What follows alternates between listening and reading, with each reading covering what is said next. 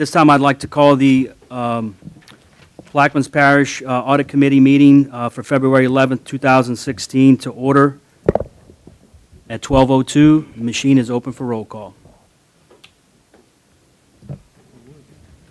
Should.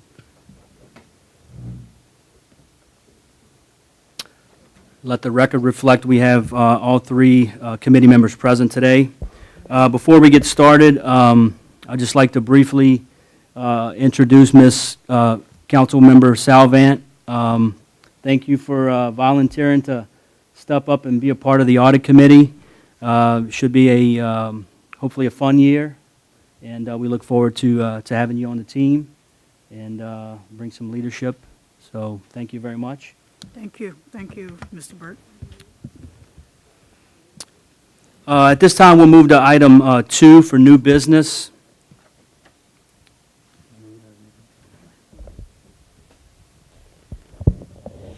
Two A, election of chairman and vice chairman. At this time, I'll make a nomination to elect Councilmember Salvant to be the vice chairman of the audit committee for 2016. I'll offer. I'll second. Second by Councilmember Juneau. Any comments or questions? Machine is open.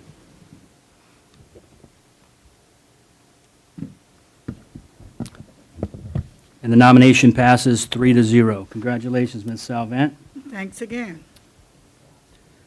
At this time, I'll also make an offer to elect Councilmember Burt as the chairman of the 2016 Audit Committee. Is there a second? Second. Second by Councilmember Juneau. Any comments or questions from the table, from the audience? Machine is open. I just thought it would have been a little bit more genuine. You should have allowed me to, I apologize. but go ahead. And the nomination is passed 3-0. Thank you very much. At this time, we'll move to item 3. But before we do that, you know, we're kind of still in a stalemate as far as having an official internal auditor. They're still in the hearing process right now with civil service.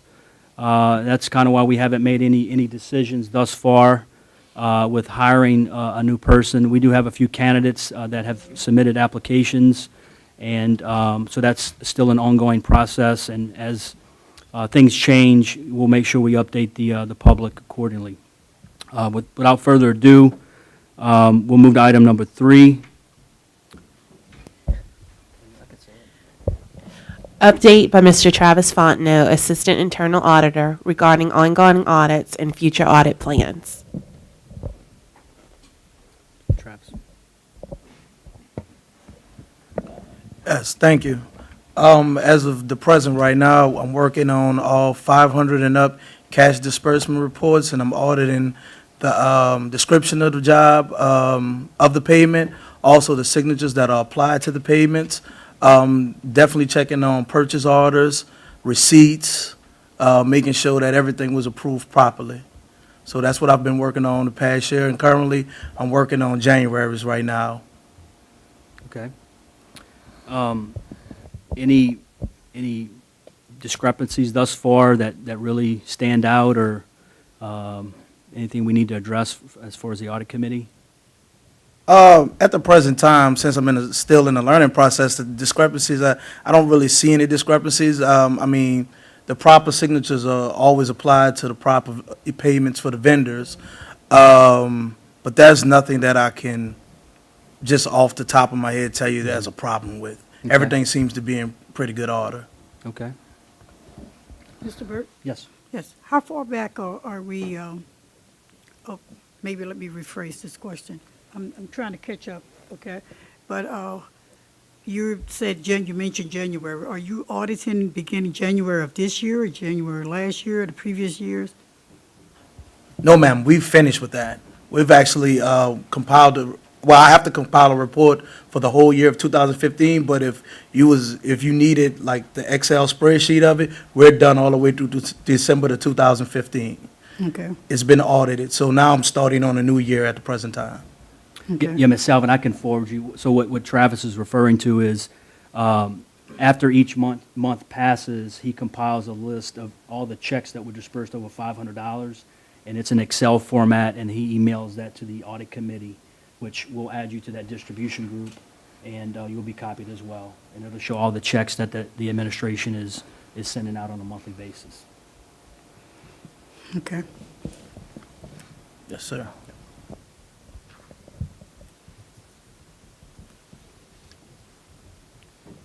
Any other audits? I know we conducted the ferry audit, definitely changed status forms, expense reports that are coming in. I make sure that I do an audit on the expense reports, making sure that the GL account is right, the proper signatures are applied, and that everyone is in compliance with the rules according to how to, be refunded for their expenses, whether it's mileage or for food or anything, hotel, anything like that. So pretty much that's another thing that I've been doing on a daily basis, basically, because I get expense reports every week. Okay. Okay, another question. Yes, ma'am. Are you operating independent of yourself, of your office, or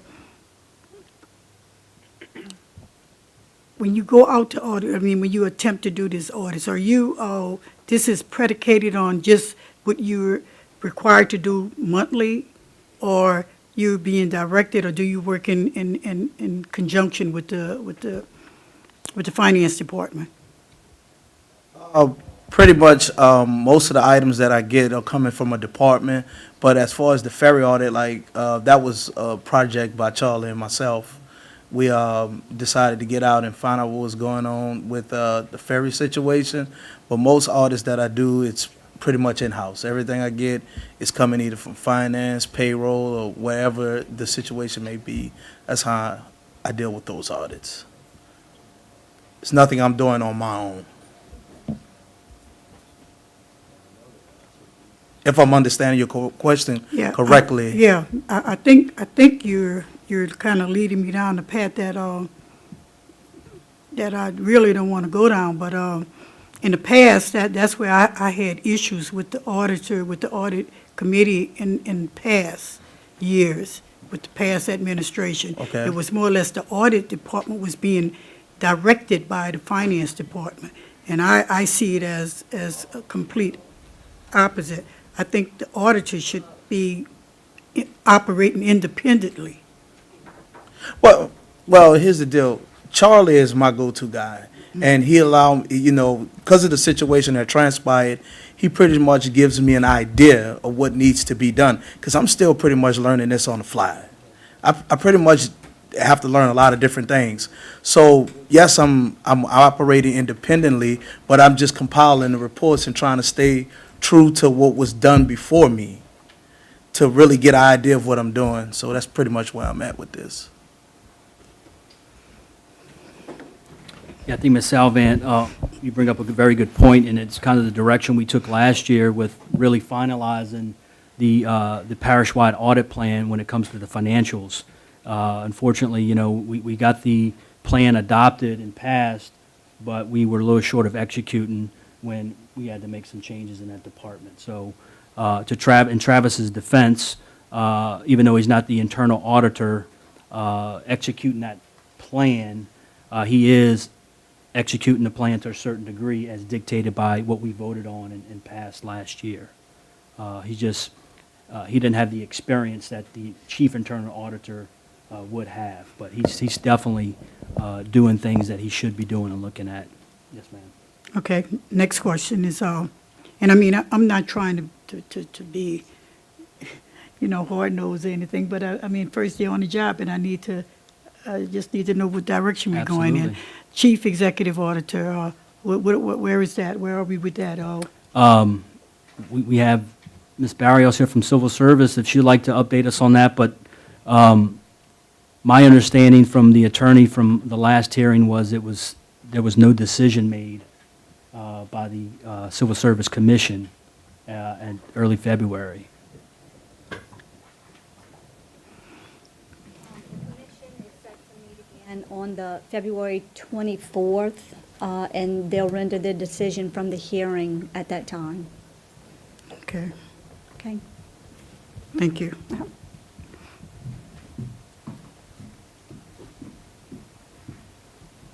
We have several applicants that submitted based on us refunding that during the budget hearing, but we have not acted on that just because, I mean, if Miss Daisy's granted her position back and then we hire somebody, I don't know how that takes into place, so we have refrained from even entertaining any applicants at this time.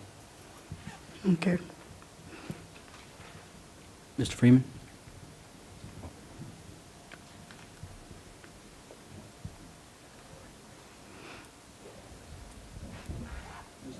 Yes.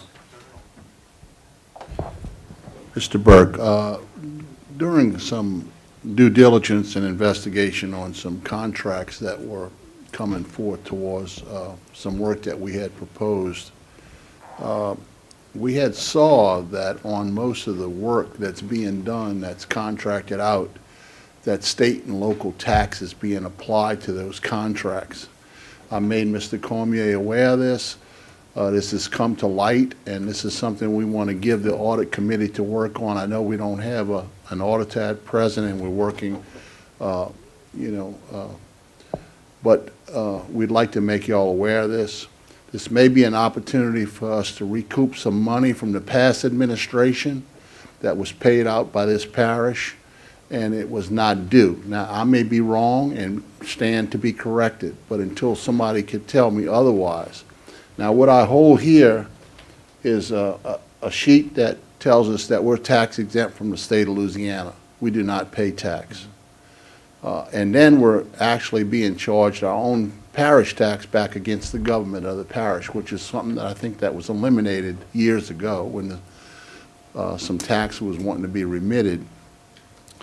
But we have some companies that are outside of our parish that when they do the contracts and the taxation is added to the bottom of the ticket, I noticed one was at the rate of 9%. So chances are we're actually being billed a tax rate outside of our parish, even if we are responsible for parish and state tax. And then the question comes up, all these companies that have done business with Plaquemines Parish from all these different entities and nexuses outside of our parish, where is that tax being remitted and who's checking that out to see if that tax was actually remitted to the state of Louisiana or to the parish that it was due to, because it actually should have been coming back to our government if it was a parish tax, which I don't think we need to pay a state or a parish tax. So it's something that we need to look into. Just the contract the other day, that proposed contract, there was almost $12,000 worth of tax on it. If we go back and recoup the tax that possibly is owed to the parish through all of the work that was done, through all of the term of the last administration, if we just go back that far, and the work that has already been done this year, which we're aware, and both Mr. Cormier and I have talked about it, we feel now at this point we didn't owe the tax. So it's a point of clarity now at this point. So it needs to, audit committee needs to do an audit on it. Need to go back and pull those contracts and find out if we actually owed state and local tax, and it may give us a chance to recoup millions of dollars. Okay, absolutely. Okay? Thank you. Do you have any specific, you don't have to mention them here at the meeting today, but maybe we can, Oh, I understand. okay. We need to make it, because he had mentioned that he's doing the research on all the checks that have gone out and checked it. So for point of clarity, we need to make all of those checks that we actually wrote to make sure that those sales taxes on it, if they need to be recouped, we need to start going back after that to see that it's sent back to us. Absolutely. Mr. Freeman, what time frame are you referring to? It's just something that happened within the last, I think he's referring to the last administration. Well, for point of clarity, I think it needs to be looked at on contracts that were signed, on every bid that was done, if there was sales tax added to the bottom of the bottom line before it was added up as a total. If it was $200,000 of work and it involved sales tax, we need to find out if they were actually, we were required to pay state and local tax. We are considered a parish government instrument. We're actually a subdivision of state government. The state doesn't collect tax back against themselves, and parish governments aren't obligated to. Hospitals, fire departments, I could name a dozen more entities that aren't. A company that is reselling something is not required to pay tax when they buy the item. They're only required to collect tax to the end user. That's why a lot of work we have in the parish, we're not getting sales tax on it because they're service companies. And we don't see a sales tax as such from that entity. See, that's, and I appreciate your comments, Mr. Freeman, and that's the point of what I was trying to get to in my earlier statement, is that in the past, it appeared from where I was sitting that the finance department was giving directive to the auditor's office. And I saw that as a problem. So this is what I'm saying. If he has control, or not maybe Mr. Fontenot, or I think his name is, if the auditor's office have control of their office, they would work independent of any other department, and things such as what Mr. Freeman said wouldn't be coming to to the audit committee. This would be things that the office would already be pursuing on its own. Absolutely. I can honestly say, and Mr. Juneau can probably speak for this as well.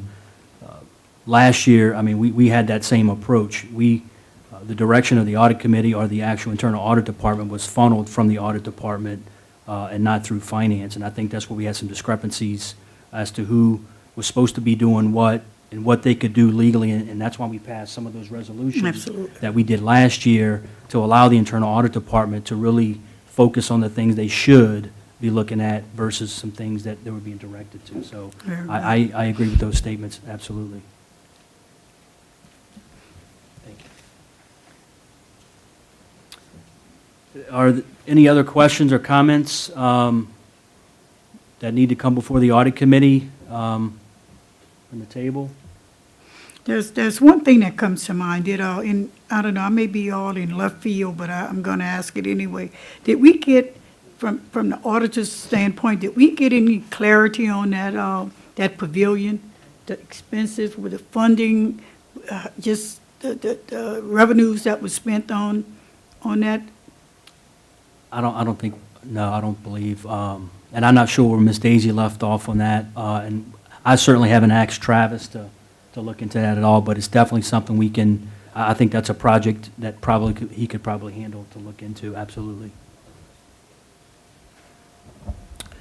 Anything you ask of me, I don't have an issue with trying to learn it and figure it out and giving you exactly what it is you need. I just need to know exactly what it is you need. If you tell me what it is, I'm quite sure I can more than handle it. It will never be an issue. And I'm pretty sure Mr. Fontenot has access to Laserfish, so if he needed to get in and pull invoices. And finance has been great, too. I mean, they do a lot. They'll run reports for you if you need those. If you can't get them, certainly we can. So Yes, I was just making sure that request hadn't been made No, already. I haven't. I'm sure, I don't know Mr. Juneau or Ms. Williams, but there was just so much going on that it was never brought to my attention. Okay. But it's on my notepad now. All right, this time we'll move to item number 4, old business. Is there any old business to come back before the audit committee? All right, with that, we will, I'll make a motion to adjourn. I'll second. Second by Ms. Trufant, Salvant. Machine is open for adjournment. Right? I get those confused all the time. And the committee meeting is adjourned at 12:21. Thank you all very much.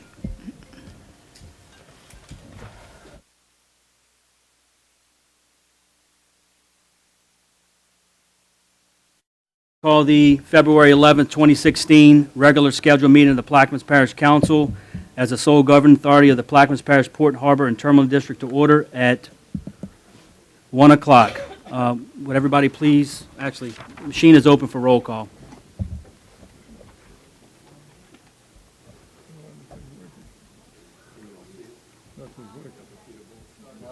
But it's not working. Definitely hit start. I got mine. All right. Well, we got a sheet over there. Let the record reflect we have 7 council members present. Councilmember Black and Councilmember Roussel are absent today. We have a little Yep. time. If we could please rise for the prayer. Before we get started, for those that are not aware, Councilmember Roussel's mother passed away yesterday. So if we could keep him and his family in our prayers, it'd be much appreciated. So we'll take just a quick moment of silence for Councilmember Roussel and his family.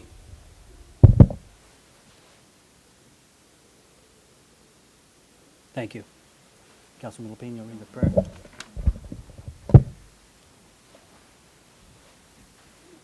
We take this moment to acknowledge Almighty God and thank Him for our bountiful blessings, especially for the parish natural resources. We give thanks to God for our brave and courageous men and women in our military who daily risk their lives to protect our precious freedom, and we pray for our world leaders to know how to obtain world peace. We pray that this government body, comprised of both council and administration, will always serve our parish with honesty, humility, and equality to all. And as this government body gathers here today, we pray for the wisdom to know right from wrong and the courage to do which is right. Amen. Pledge allegiance To the flag of the United States of America and to the republic for which it stands, one nation, under God, indivisible, with liberty and justice for all. Thank you. We'll move to item 2, executive session. There being none, we'll move to item 3, status report by the executive board director. Good afternoon, Mr. President, Mr. Vice Chairman, members of the board, and members of the audience. I am Sandy Sanders, Executive Director of Plaquemines Port Harbor and Terminal District. Follows is my Executive Director's report for the reporting period of 28 January to 11 February 2016. My report today is quite short due to the holiday, only 3 items. Tomorrow, we have an appointment set up with the Secretary of Louisiana's Department of Transportation, Dr. Sean Wilson. This was arranged by our main guy up in Baton Rouge, Mr. Eric Sundstrom. And Chris Leopold will be attending with us. En route with me will be Madam Trufant and Mr. Barthélemy.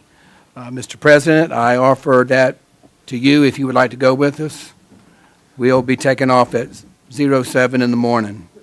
Thank you. We have another appointment scheduled pertaining to the water line with DHH with John Williams, and I don't know if I'll be able to make it because of the impending deadline mandates that we have with the water line issue. So 7 o'clock's too early for you? No, we have a meeting at 10 o'clock. I'll be ready to go at 4 if you're ready. I don't know if you're a late sleeper. Touche. We also have a scheduled upcoming meeting with Mr. Don Pearson, who's the Secretary of Louisiana Economic Development.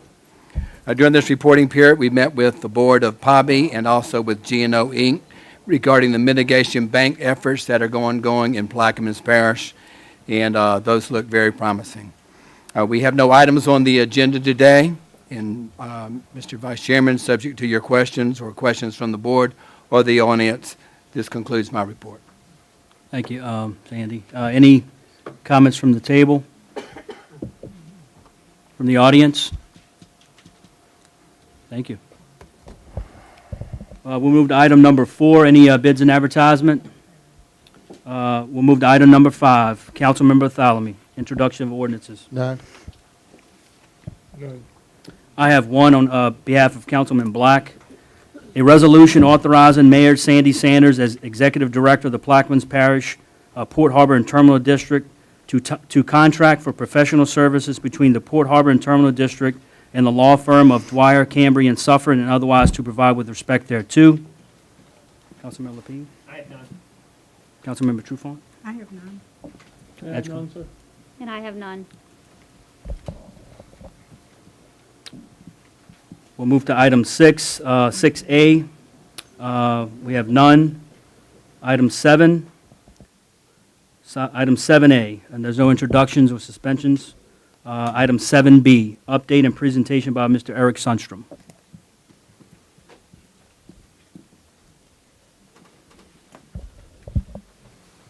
Good afternoon, Mr. Chairman, Mr. President, council members.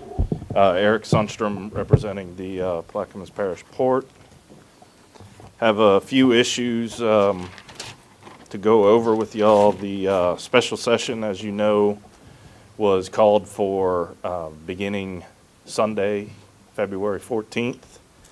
Governor Edwards will be giving, from what I can remember, one of the first televised State of the State addresses this evening. It's being carried statewide on LPB, and then some other, your local network affiliates have been asked if they wanted to carry it. I'm not sure which ones have agreed to. Yesterday, the Revenue Estimating Conference met and declared a $870 million hole in the current budget year, which runs through June 30th. They're estimating a $2 billion hole beginning July 1st. Some of the things that the port will be watching during the, what I'll be watching on behalf of the port during the special session, and obviously none of this has been, I haven't seen any actual bills, but some of the communications that I've heard around Baton Rouge, excuse me, are they'll be watching the tax credits for shipping that was introduced and passed, I guess maybe 3 or 4 years ago, that nobody has tried to use yet because the rules were written so tightly. Talk of a fuel tax, talk of a marine fuel tax, but again, no hard bills yet. Also, there's the issue of offshore vessel inventory tax. Those operate out at the continental shelf. Some parishes in South Louisiana have claimed those as inventory tax, and some businesses say they're not because they operate in federal waters. So that will probably be an issue that will come up. For the regular session, well, let me go back to the call, excuse me. If y'all remember last week, I emailed you to call Friday evening or Saturday morning, I believe, some of the items for the parish or the port, and I'll just run down the numbers for you instead of going through what the language is. Item number 6, item number 9, item number 16, 24, 29, 31, 35, and 36.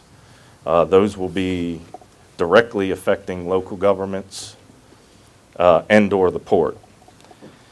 For the regular session, I spoke with the executive director of the Louisiana Ports Association of Louisiana. They are not planning any bills right now. Of course, that'll change. The deadline to file bills will be March 4th. That's for the regular session.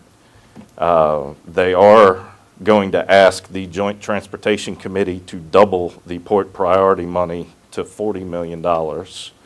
The governor, during his campaigns, spoke a lot about how the importance the ports are. The Port Association has been asked to present a PowerPoint presentation to that Joint Transportation Committee meeting. It will more than likely be scheduled during the special session. I will have that PowerPoint ready to send down to y'all as soon as I can get my hands on it. Joe's usually pretty easy to get that and share that with his port people. And that, pending any questions, that concludes my report. Any comments from the table? Administration? We have none. Port Board? Thank you, Eric. Thank you, Mr. Chairman. Also, unless there's something pending, I don't foresee me being down here over the next 3 or 4 months handling business during the session. unless y'all want me to come down and continue the reports. Now, I think the emails have been very informative, so, that's a good communication for me, at least. Okay, thank you. Thank you. We'll move to item number 8, the approval of the January 28th, 2016 minutes. Is there an offer? Councilmember Lapine offers. There a second? Second by Councilmember Juneau. Machine is open on the minutes.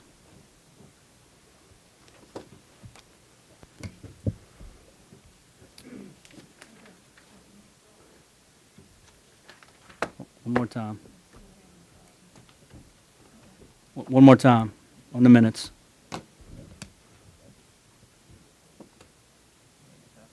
There we go. And the minutes are adopted 7-0. This time I'll offer a motion to adjourn. There a second? Second by Councilmember Edgecombe. Machine is open for adjournment.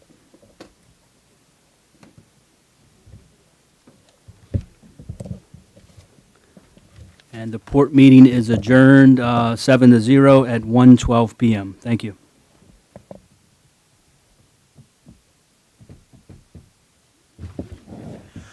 We'll call the regularly scheduled meeting for the Plaquemines Parish Council for the February 11th, 2016 meeting to order at 1:12. The machine is open for roll call.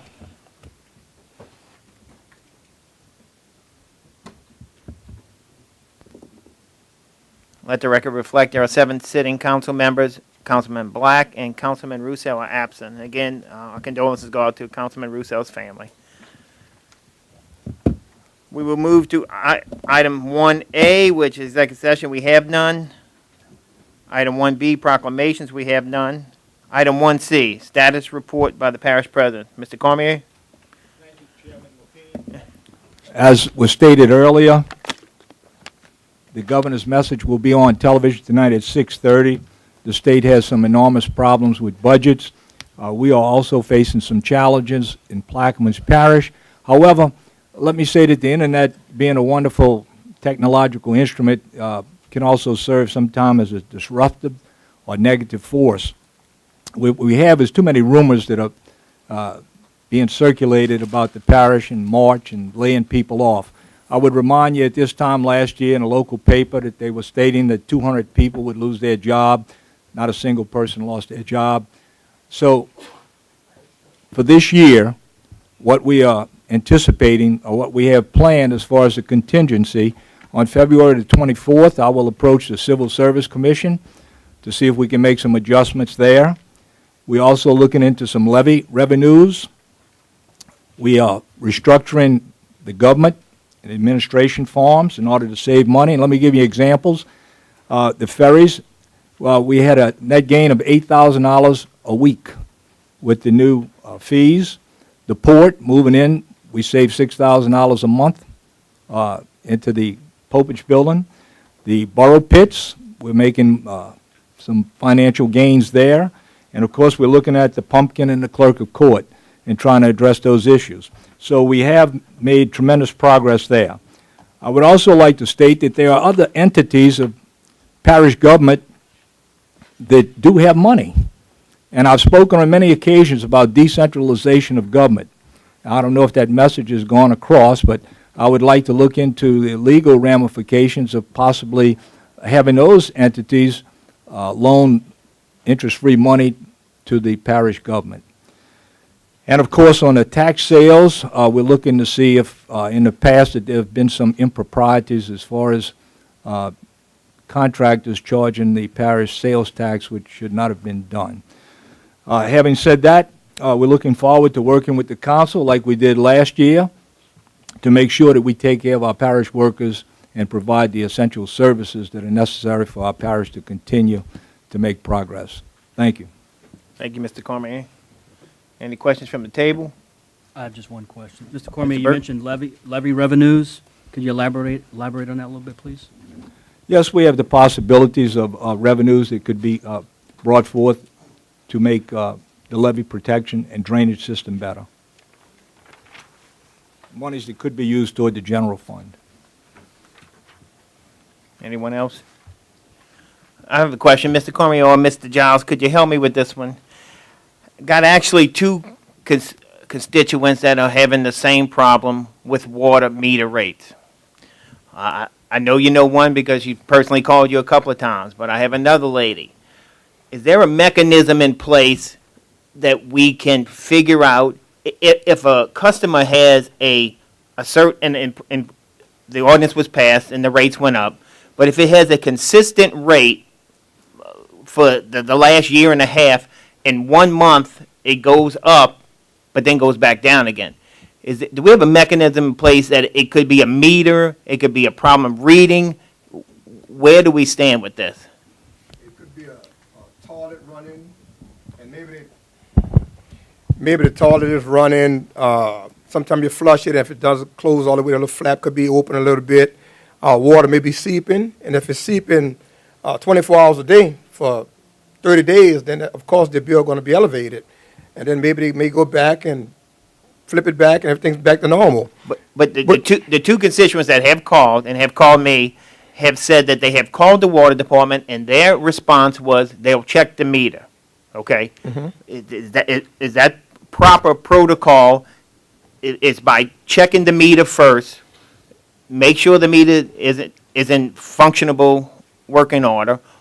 If it's not, do we replace the meter? Do we blame the homeowner? I mean, where are we at with this? Because I'm getting many calls with this, and I want to know how we get through this. Most people, I guess, is a shock because the bill gone from $9 to $30. Right. So they're looking at a big increase. Whereas if they if there's a complaint, what we'll do, we'll go out and check that meter. If that dial is turning, then there's a leak. 9 times out of 10, that bill won't go up, then come back down. If that bill goes up and then come back down, then something is wrong with that customer. What they're doing, they're using that water. Because if that meter is malfunctioned, it's going to stay broke. It's not going to go up and down. It's not going to fluctuate like that. Well, we actually have resolutions for water meters today on that. And I guess my point is, if someone has an issue with a water meter and we need to replace it, do we have water meters laying around to replace it? That is correct. We do have a... That is correct. Because, again, as Mr. Cormier stated, rumors travel, but when I get a constituent that calls and tells me, we're not going to fix it, it's on your side, the problem. I would like the parish to make sure we come out and do everything in our power Yes. to suffice what the needs of the people having this problem with these water meters. So, If they call in, we normally get on that immediately. Miss Angela is here, and as well as Robert with ST.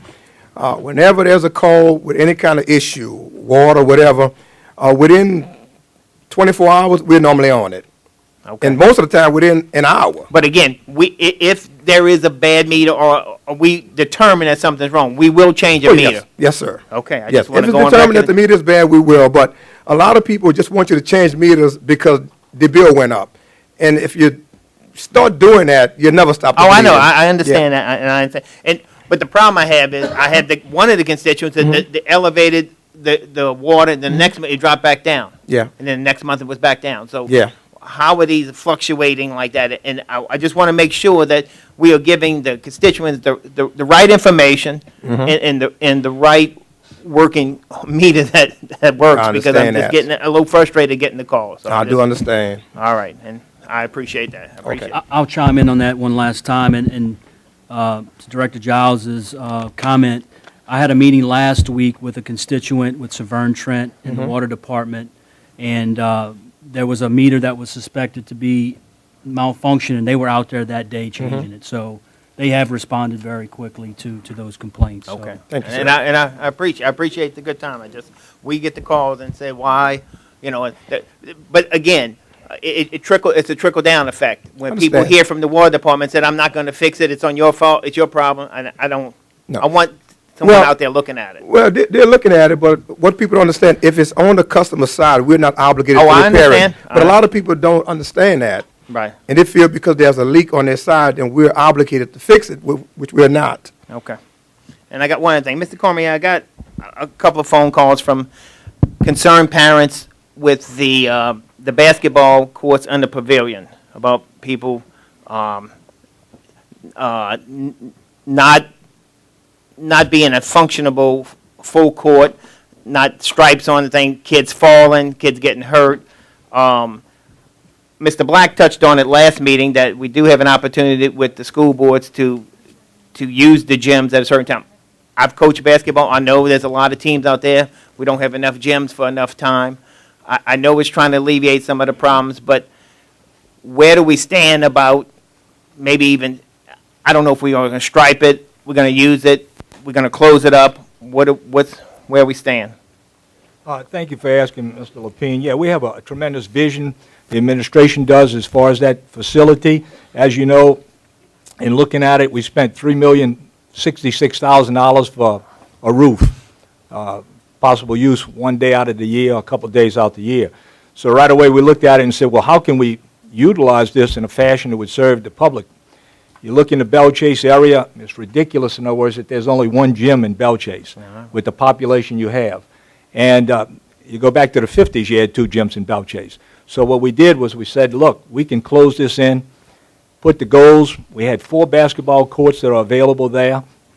We are working, it's a work in progress to make sure that we get everything done properly to enclose it with the vision that it would be suitable, in other words, for anything that you would want.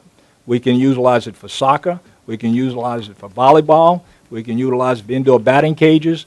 We can utilize it for basketball courts. Now, of course, the progression is such that first we've got to put the walls up, and the reason for that is because the contractor did not do a good job, and when it rains, there's water that accumulates on the cement. The second problem is that even when it doesn't rain sometimes, evidently, and I'm not an engineer, they did not use Visqueen underneath the cement foundation, and so the floor sweats. The moisture So what we're trying to do is accumulate those funds, close in the building so that it will be, you know, a multi-purpose facility, which I think would be fantastic for the Belle Chase area. I know we had 5 children. I see parents when they have to take a kid down to the Belle Chase Middle School to practice one group, then the other parent has to go to Belle Chase High School to try and practice the other group. What we're saying is we can take that and bring it to one focal spot where the parents, in other words, can all meet together, you know, and it's really a great situation for those people. Now, in regards to the gym, we're also saving overtime, which council, in other words, wants us to cut back and restructure. So that's one of the primary goals there, because remember that you have, with the school board, they have girls JV basketball, girls varsity basketball, boys JV basketball, boys varsity basketball, the wrestling team, the volleyball teams. And so those gyms are utilized constantly. So we have to work around that agenda. Now, there has been some misconception that we're playing games out there. We're not playing games, and I'll let our director, Rick Freeman, who's done an outstanding job, go into further detail about it. But what we envision for the future is that once we close it in, we can get a rubberized floor there or some type of flooring that would make it suitable, you know, for basketball games as well as striping and so forth. But let me turn it over to Director Freeman at this time. Mr. Lapine, Mr. Cormier covered all the points very, very well. The building never was designed for basketball when they designed it because no one had a vision. I got to get Mr. Cormier credit for making those goals available in that building. That gives us an opportunity to have 4 basketball courts under one roof, and not many parishes can say they have that. I've traveled all around. There's not many. There's 2 courts maybe side by side, but not many people have 4 courts inside of one building where people can meet, and teams, when it is finished, can scrimmage, and 2 teams are practicing, they can scrimmage. The courts are not for scrimmaging right now. But if I was coaching a team right now currently, I would take my guys or girls out there and I would shoot until I couldn't shoot anymore. I would dribble, I would pass. There's so much to teach about basketball other than playing the physical game, and that's what some of our coaches are missing. They're trying to go into scrimmages after 4 or 5 days of practice. The court never was released for them to play on at full run or anything like that. It's a place to go when the gym's not available, or we can't give anybody in the gym the same nights. We're rotating gym practice, and the remainder of the people can ask for the pavilion to go there and shoot, dribble, pass, but in no way should they be out there scrimmaging, running full speed, fast break basketball. Now, that's where common sense comes in. And we hoping that those coaches, after being told, they're not trying to do that. But we got one or two that are pressing that button through council people or emails or maybe calling you saying, I can't get in the gym. But let me stop you. But- With their concerns, what they convey to us is the surface is not level. That these kids are falling, tripping. Is that correct? Or is the The surface? surface is level enough to not cause a Okay. trip. There's a deviation in the slab, on any slab when you pour it. If you don't come in there and you're not told when you pour it that you want a finished level floated slab, the contractor's gonna come in and push cement and let it dry on you. Now, there's a difference when you do a house and you tell a contractor, I'm gonna put tile on this floor, not carpet. He's gonna finish that floor differently than the floor that was finished in that building. So there, that point that was never compensated for, we are owed money back. Now, for the compensation on the money that's left there on the table, they've made several offers to come in and pour a little light slab over the top. Once you walk on it or put a vehicle on it or roll on it or bounce a basketball, you're gonna crack that. And we're gonna be left with something like a lot of those projects that were done in the past that were never done right. So to correct this problem, if we close in the 3 walls and put in the 12 doors and the 8 fire doors and the curtain that opens up, that when the festival comes, we can open those doors and they can hold their festival the way they feel they should. But we will be allowed to use that building in so many different facets.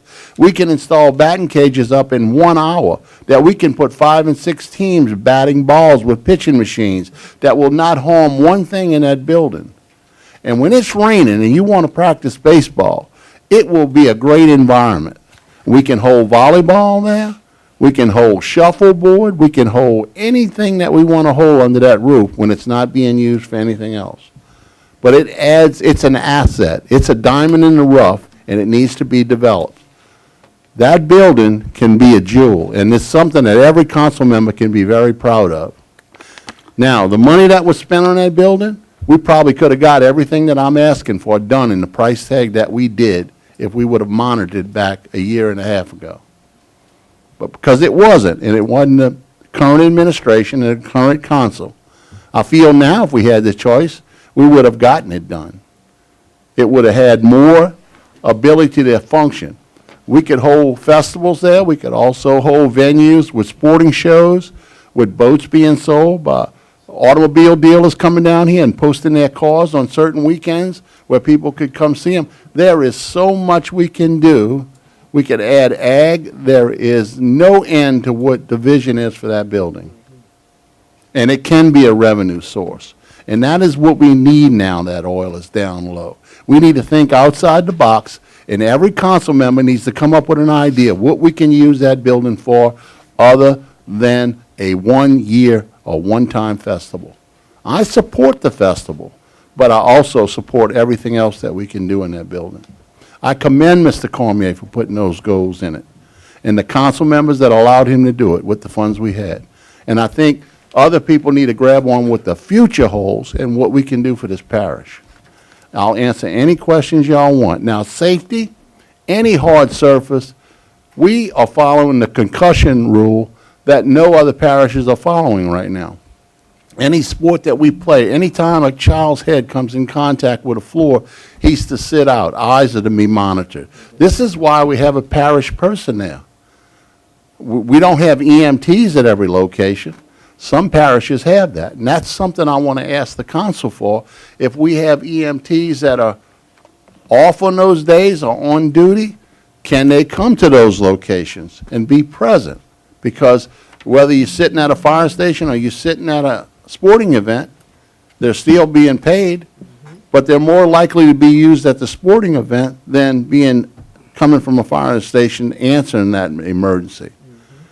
I'm following, we had a child, fell at the middle school last year after March that I came on. And I drove down there personally and would not let that child go back in the game. Halftime, he had fallen right before the halftime. And I monitored his eyes, and I told his dad he's not going back in. And he will not practice or play again until y'all bring back a doctor's release. So we are practicing the rules that we have to practice. And we are going to be under stringent rules in the future for football with helmets.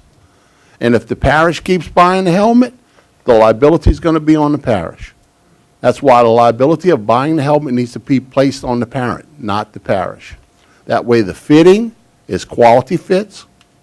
It's fitted the right way. It's the helmet that's approved and sanctioned. And we're not giving them a used helmet. It's an up-to-date helmet. So if we're going to continue to play sports the correct way, all of those things have to be done. Back to the building, the facility can be done the way the proposal will be presented to y'all in the future.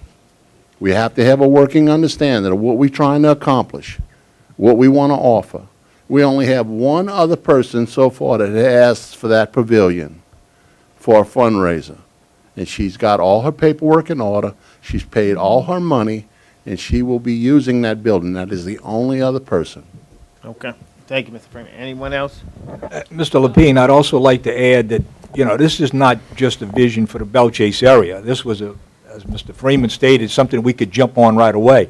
I have worked with other people to get some buildings donated, some frame structures donated, that I would like to place at like Diamond Park, down in the Fort Jackson area, on the east bank of the river also. So we envision doing this for each of the areas of the parish because we think it's such a, I have to say, a step forward. Thank you. Anyone? Ms. Salve? Yes, thank you, sir. That was a great presentation, Mr. Freeman. But I spent 2 hours at that pavilion last night with my granddaughters. And in light of everything you just said, I can tell you that's a lawsuit waiting to happen. Everything that you just proposed, once it's implemented, it will be a perfect situation. But right now, it's a lawsuit waiting to happen. The kids, there's no monitoring from your department there. That's the same thing if you at the pool, the community pool. If there's no one there as lifeguards, there's chances are some 5 or 6-year-old kid may lose their life. And the same thing is waiting to happen at that pavilion. That's a concrete slab. You have 4, 5-year-old kids running around back there. You made a good point. It's not a combat sport. It's not an aggressive sport if they're shooting, passing, dribbling, but that's not what's going on back there. That's not what's going on. I will tell you, that's a lawsuit waiting to happen. Ms. Salvant, let me interject. In other words, then I guess we're looking at a lawsuit with Barris Park. We're looking at lawsuits wherever we have a cement basketball court that's outside right now. You have in Caledonia 0.5 on the East Bank, You have Belle Chase, 0.5-year-old kids to the Port Selphos that place. you're permitting Wherever to run out there's a there? cement place, basketball by the community center in Port Selphos played on a cement foundation. So, But do you I mean, have we'd have to- organized situation that the government is responsible for? We're responsible for those playgrounds. And it can happen on those other playgrounds. It can. But if that's your defense, well, I say let's have it. That's why we Have need at to it. close it in and make it proficient. That's down the road, sir. And when everything Mr. Freeman described, once that's implemented, I see it as a wonderful system and a wonderful tool and a wonderful gymnasium and instrument. But as of today, no. It's a lawsuit waiting to happen. It can be finished in approximately 6 months, I would think, or less. All right. Any other questions? Mr. Henry?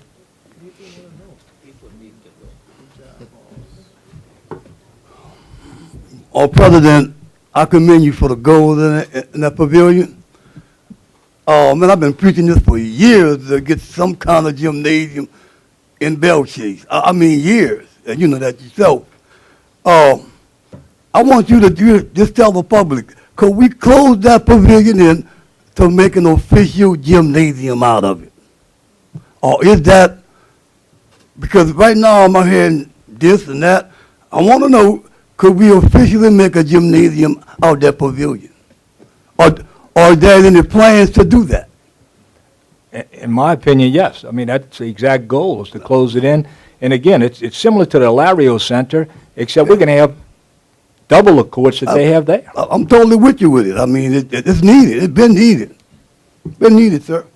Thank you. Thank you, Mr. Hammond. I think the public will appreciate it. Anyone else? All right. We move to item 2, bids and advertising. Ms. Brenda? Good afternoon. I'm Brenda Standiford, Plaquemines Parish Purchasing Agent. I have a resolution authorizing acceptance of furnishing water meters for a period of 1 year for use by the Water Department. After due advertisements, bids were received January 12, 2016 from the following: Aquametric Sales out of Covington, Coborn Supply out of Harvey. Mr. Michael Giles, Director of Public Service, recommends the acceptance of the low bid of Coborn Supply. At the last council meeting, we had some questions, and I spoke with Miss Angela and asked her to attend today in case I can't answer the questions that y'all have, but hopefully I can enlighten you on the situation.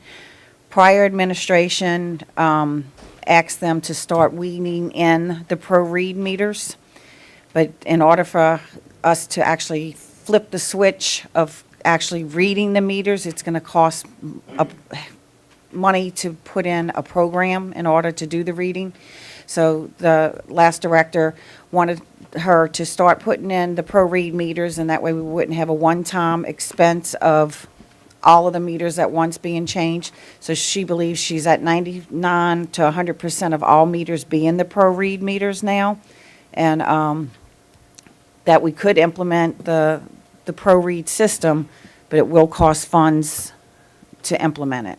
I'm not sure of the pricing or any of that, but that's, So from this point going forward, every meter will be a pro-read meter. right, but they're still using it as a They- manual reader because we don't have that We don't program have in the place. system in place yet. Right, Okay. right. But that's the Okay. reasoning for both meters being on, Being On on the the bid. bid, right. Okay. And that was the question I guess we had. right. There's no cost for the program? There is a cost for the program, that's why it has not been implemented yet. What's the cost?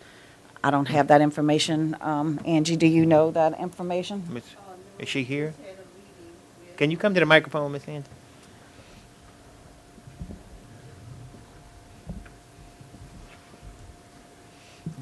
A few of the council members and myself and Mr. Giles recently had a meeting with a company that was offering radio read technology. They are willing to give us a trial with a few meters to see how it works. It's my understanding that they did not present a cost of the software that it will totally cost to continue to go to that system. But it is being looked at. Okay. But again, like I asked, every meter from this day forward is that meter. We're just not reading it. Right, since we had a major change out in, I think it was 1999, since that point, we've been ordering pro-read meters. Okay. All right. Any And other this que- isn't to actually set that, hey, we're going to buy meters. This is in place in case we need to buy meters throughout the year. Right, we do have some on hand, but as needed, we do Right. order. This is just a yearly bid that I do automatically every year. Andrew, Okay. It's, all right. explain to the council that what you were talking about the electronic meters and what some people are doing to not pay for the meters. Explain to them what can happen and what can't happen. Okay, we had this system it wasn't radio technology or anything. It was a handheld device and a wand or a probe. And basically what happens is there's an electronic piece that goes and is installed on the outside of the box. And when we launched this program years ago, we had several customers who would intentionally cut the wires, thinking that if my wire is loose or not working, the meter would not get read. So we had a lot of that. We were doing repairs at one time to where with the last supervisor, Ms. Liddell Means, it just got to the point where it was just not cost-effective to keep replacing the wires. So that was a problem, a big problem. And you also had those, because it's a piece that sits on outside of the box, you had customers who were, maybe I would say not intentionally, but through cutting grass and weeding around it, destroyed the piece that actually was used to pick up the readings.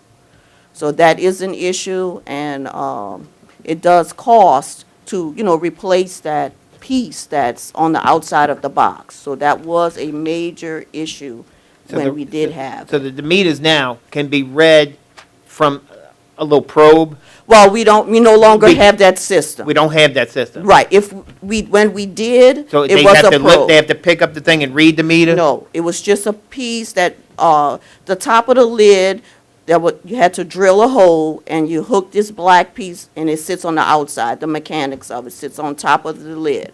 And they would just touch it with the probe, and it would automatically transfer the reading to the probe. And then they would enter it into the handheld. Okay. But once the wires cut, then it would not pick up anything. So they were reading more manually than they were doing electronically. So in 2012, brought it up to the administration, and that's when we canceled the contract that we had with the individual that was providing us with the service.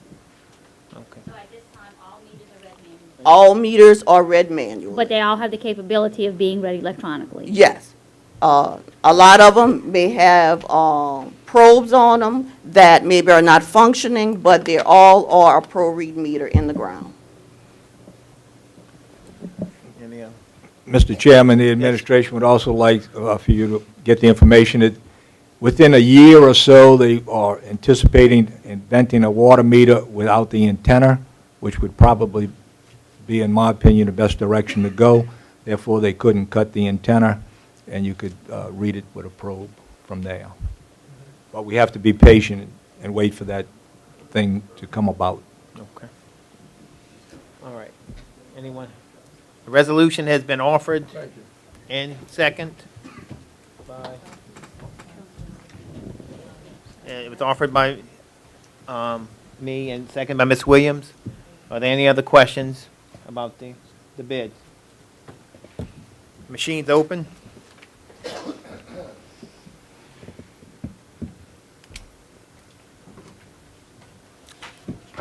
And the resolution is granted 7-0. Move next one, Ms. Brenda. I also have a resolution authorizing acceptance of bids for furnishing medical supplies for a period of 1 year for use by the ambulance department. After due advertisements, bids were received January 19, 2016 from the following: American Health Services of Illinois, Boundtree Medical of Ohio, Dash Medical Gloves of Wisconsin, Interboro Packaging of New York, School Nurse Supply of Illinois, Moore Medical of Connecticut, Midwest Supply of Missouri, I'm not sure. Ms. Gina Myers of the EMS Department recommends the acceptance of the low bid of American Health Service Sales, the low bid of Boundtree Medical, the low bid of Dash Medical, the low bid of Interpro Packaging, the low bid of Mid-South Medical, and the low bid of Moore Medical for all the items detailed within. Okay, so it's all split up in different Right. sizes, okay. With that, I'll offer and ask for a second on the resolution. Second. Second by Mr. Juno. Any questions on that? The machine is open on the bid. And the resolution is granted 7-0. Okay, thank you. Thank you, Ms. Brenda, you're excused. Before we go any further, I'd like to ask each council member to go through the agenda. I'm starting, Mr. Bartholomew, if you have any deferrals or withdrawals, please.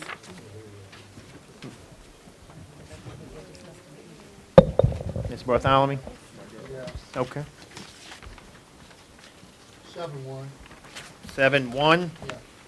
All right. Deferred? Withdraw. Withdraw, okay. Is that it? Yep. Thank you. Mr. Juno? I have none. You have none, thank you. Mr. Black? I mean, Mr. Burt? I'm going to defer 6A1 and 6G. G, okay. Thank you, Mr. Byrd. I will be deferring 6B, as in boy, on behalf of Mr. Black, who's not here. 6D, 6E, 6I, 6K, the request of Mr. Russo, and 6M. Ms. Salvant? I have none, sir. Okay, thank you. Mr. Edgecombe? H. 8? Oh, H, I thought you said 8, okay. Thank you, Ms. Williams? Just to recap, if somebody's waiting on an item, 6A1 is deferred, 6B, 6D, 6E, 6G, 6H, 6I, 6K, 6M, and 7A, 7A1 will be withdrawn. Also, I'm sorry, 7B is withdrawn also. And we'll move to, which one do you want, 7? F. We'll move to item 7F. Ms. Barber, can you read that? Presentation by M2C Corporation regarding solar energy. Councilmember Byrd. At this time, I'd like to bring up the representatives from the M2C Corporation. I was approached by these gentlemen, actually one Plaquemines resident, actually, in reference to some solar energy projects that's being worked on. And if I'm not mistaken, they may have met with the parish president recently in the sheriff's office. But thank you guys for being here. And you want to say something, Mr. President? No, I'm fine. Okay. So thank you all for being here. And if you guys want to give us a quick presentation, update, what you're looking at proposing. Sure. Thank you for having us. My name's Terry Mobbs. I'm the president of M2C Energy Solutions. We're based out of Gulfport, Mississippi. We're in 13 states, 7 countries. We basically are in the process of being nationwide. We own our own patents. Some of the things that we do when we come to the table for universities, cities, we look at your energy needs, and we're not selling anything. Everything that we're going to present to you does not cost you anything. We're going to show you the revenue stream on it. One of the things that I like to do is how we look at energy is totally different. We start with photovoltaic panels last. So we use autoclaved aerated concrete, capacitors, LEDs, different variations depending on what the project is. Then on the very last, then we go back and we try to understand what the remaining balance of your energy need is, and then we calculate the batteries. But we do have our own patent that just came off the assembly line. Right now, we powered our first 5,600 square foot home in D'Iberville, Mississippi, air conditioned and cooled. We're using it with 12 solar panels and 8 batteries. We're gearing up to do 1,000 units a day. When I was asked to come here, I think the reason why wasn't so much pertaining to your facility. I more or less work with large metropolitan areas. One of the situations we have now, the First University of Florida is coming online. They're clearing the land now. So when we approach them with these projects, we come with the financing and everything. So now with the University of Florida, they're putting in a 10-megawatt solar farm. With that 10-megawatt solar farm, now they're powering their own university, a portion of it. Instead of paying the power company, they're reimbursing their own basic loan until it's paid off. In that power package, they're not only getting the megawatt solar farm, they're also getting charging stations, which they can disperse out through the community, on campus, electric driverless buses, which will go through the variations of the different parking lots. They're also getting 150 free electric BMWs that the students can use at no cost to them. City of D'Iberville, we go to them Tuesday night at the last city council meeting. And with the cities, you can see some of the organizations we're associated with, worldwide organizations, BMW, iShare Corporations, ET Capital, State Farm. And what we basically do, and I'll use them as an example, they're creating their own co-op. So instead of coming and powering like your jail facility, we look at a community in whole. So as a community in whole, we'll come in, we'll work with you to create your own co-op. So now all your organizations inside your city, your building here, your schools, anything that requires electricity, there's no reason for you to be buying it from your power company. You should own that own co-op. So once we come in with our engineers and attorneys, we'll sit down and see what your energy needs are. We'll calculate those, calculate a solar farm specifically designed for your needs. We go through the financing. Some of the financings we have are Rothschild's just got a $700 million extension on a credit there. ET Capital just went $400. Wang Chung just gave us another $400 million. So we bring these projects to you. There's no cost to the cities. Once we calculate that, we help you set the co-op up. In that co-op, the city is one of the members, or they can own it. We reach out to your larger facilities, have your larger electric bills. Once they start buying power through you, now we can come back through and design your system for you. So in our power system, you can choose to have vehicles, buses, trucks, whatever you feel that you need under that co-op, the solar farm pays for it. And I'll give you an example. This is the city of D'Iberville. Okay, so what happens once we actually sign an agreement with the city with the lease of the program, then we go into action. And the city actually becomes a member or the creator of the co-op, which will best determine which is best for you in this area. The co-op enters into a power agreement with the organizations that's going to buy the power from the city, which is you. The PGL, which is our organization, supplies all the financing, 100%. We'll sit down with you, show you the variations of different financing packages we have, and then with you, we will help you determine which is the best for you, which is the quickest payoff. Also, what happens of it is the only obligation at all to the parish or to the city is zero, except that you're required to buy your power at the same rate you're paying now. Now, the beauty of that is that as you go to your clients or your co-ops, as the co-op determines, they can regulate for the next 15 to 25 years, your power bill will never go up. So if you're looking to have industry come into your area, now you can promote that your utility bills will never go up, and that's their bottom line part of it. The second portion of that is not only can you control your energy costs, the other things that comes out of it is by getting all these different kiosks and charging stations throughout your Mississippi area. If you have casinos like we're working with in Biloxi, well, what they want electric cars that they can use for the guests for free with the charging stations. They also come with kiosks. So throughout your community, you can put all these charging stations and kiosks. And the charging stations now, because they're inductive, you do not plug them in. You basically just drive right over it and it charges itself. So if you have a shopping mall and the shopping mall is one of your larger clients, you can offer that shopping mall free electric buses that drive 24 hours a day, 7 days a week to never stop, and they can utilize them to traffic people. The other thing with the charging stations and the kiosk is 24 hours, 7 days a week that has advertising on it. 80% of that's nationwide, Coca-Cola, Walmart, other organizations. But we leave that 20%. So now, if you're a restaurant and you want to buy power, well, one of the things that we offer you is, number one, your power bill will not go up. Second thing is you have free airtime on those marking kiosks. So as you're walking into a department store, you may go into Sears, while you walk up to the kiosk, you register in through your cell phone and your driver's license, your kiosk will activate your car. As your car is charging, you can tap on Sears, Macy's, anywhere you're going to, any coupon that day will go right to your cell phone. So you can walk into that store and your coupons are right on your cell phone. The other advantage of that is that kiosk is a cash revenue to that store. So if you have one in front of your store, that's $100 a day, plus you have the right to advertise on there.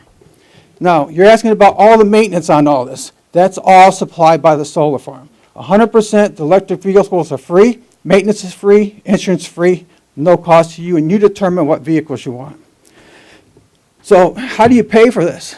Over a period of time, the loan is for a 25-year program. And I'll go back to University of West Florida. They're clearing the property now. But ironically enough, through all the tax credits and grants that are out there, they are just now clearing land. They've already got the funding for 120% of their loan through grants and programs. So literally, it's already cost them nothing. And the importance of that is that once that's paid off, all of that 100% income goes back to the city. The city of D'Iberville is signing up. From day one, they're guaranteed $400,000 a year. When the solar farm is paid off, that incomes come back, and this is on a 15-megawatt solar farm, they're guaranteed $800,000 to $1 million a year, and that can go up. The more people you bring online, the larger the solar farm, the better the income it is to you. And that's what we bring to the table. You have any questions? Any questions from the table? Administration? Oh. No, thank you guys for, Commend you on your presentation. It's certainly a fascinating thing that we want to get with you on. And if you're also interested, we do also bring wireless high-speed internet, which is also free to the community. So if you don't have that here, we bring that. We got a question, Mr. Rick? Yes. Once everything's established and money's coming back to the parish, who maintains the solar farm? Who does the maintenance on it? We do that. M2C Energy Solutions, yeah, it's 25-year contract. Yeah, everything's 100% paid by the solar farm at no cost. thank you guys very much for coming down on short notice, and hopefully we can become partners pretty soon. Thank you so much. Save Thank some you. money. Thank you. Thank you. We'll move back to item 3, beer and liquor license. Mr. Bartholomew? None. None? Thank you. Mr. Juno? Yeah, I got one. Circle K, 25 West Cedar Street, Suite 100, Bratton, Pensacola, Florida. I have none. Thank you. I have a few. Chima Properties LLC, Bell Chase Fuel Mart, 8180 Bell Chase Highway.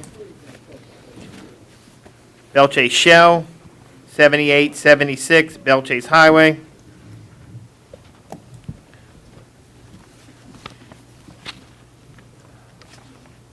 J&J Mart, 7812 Highway 23 Bell Chase.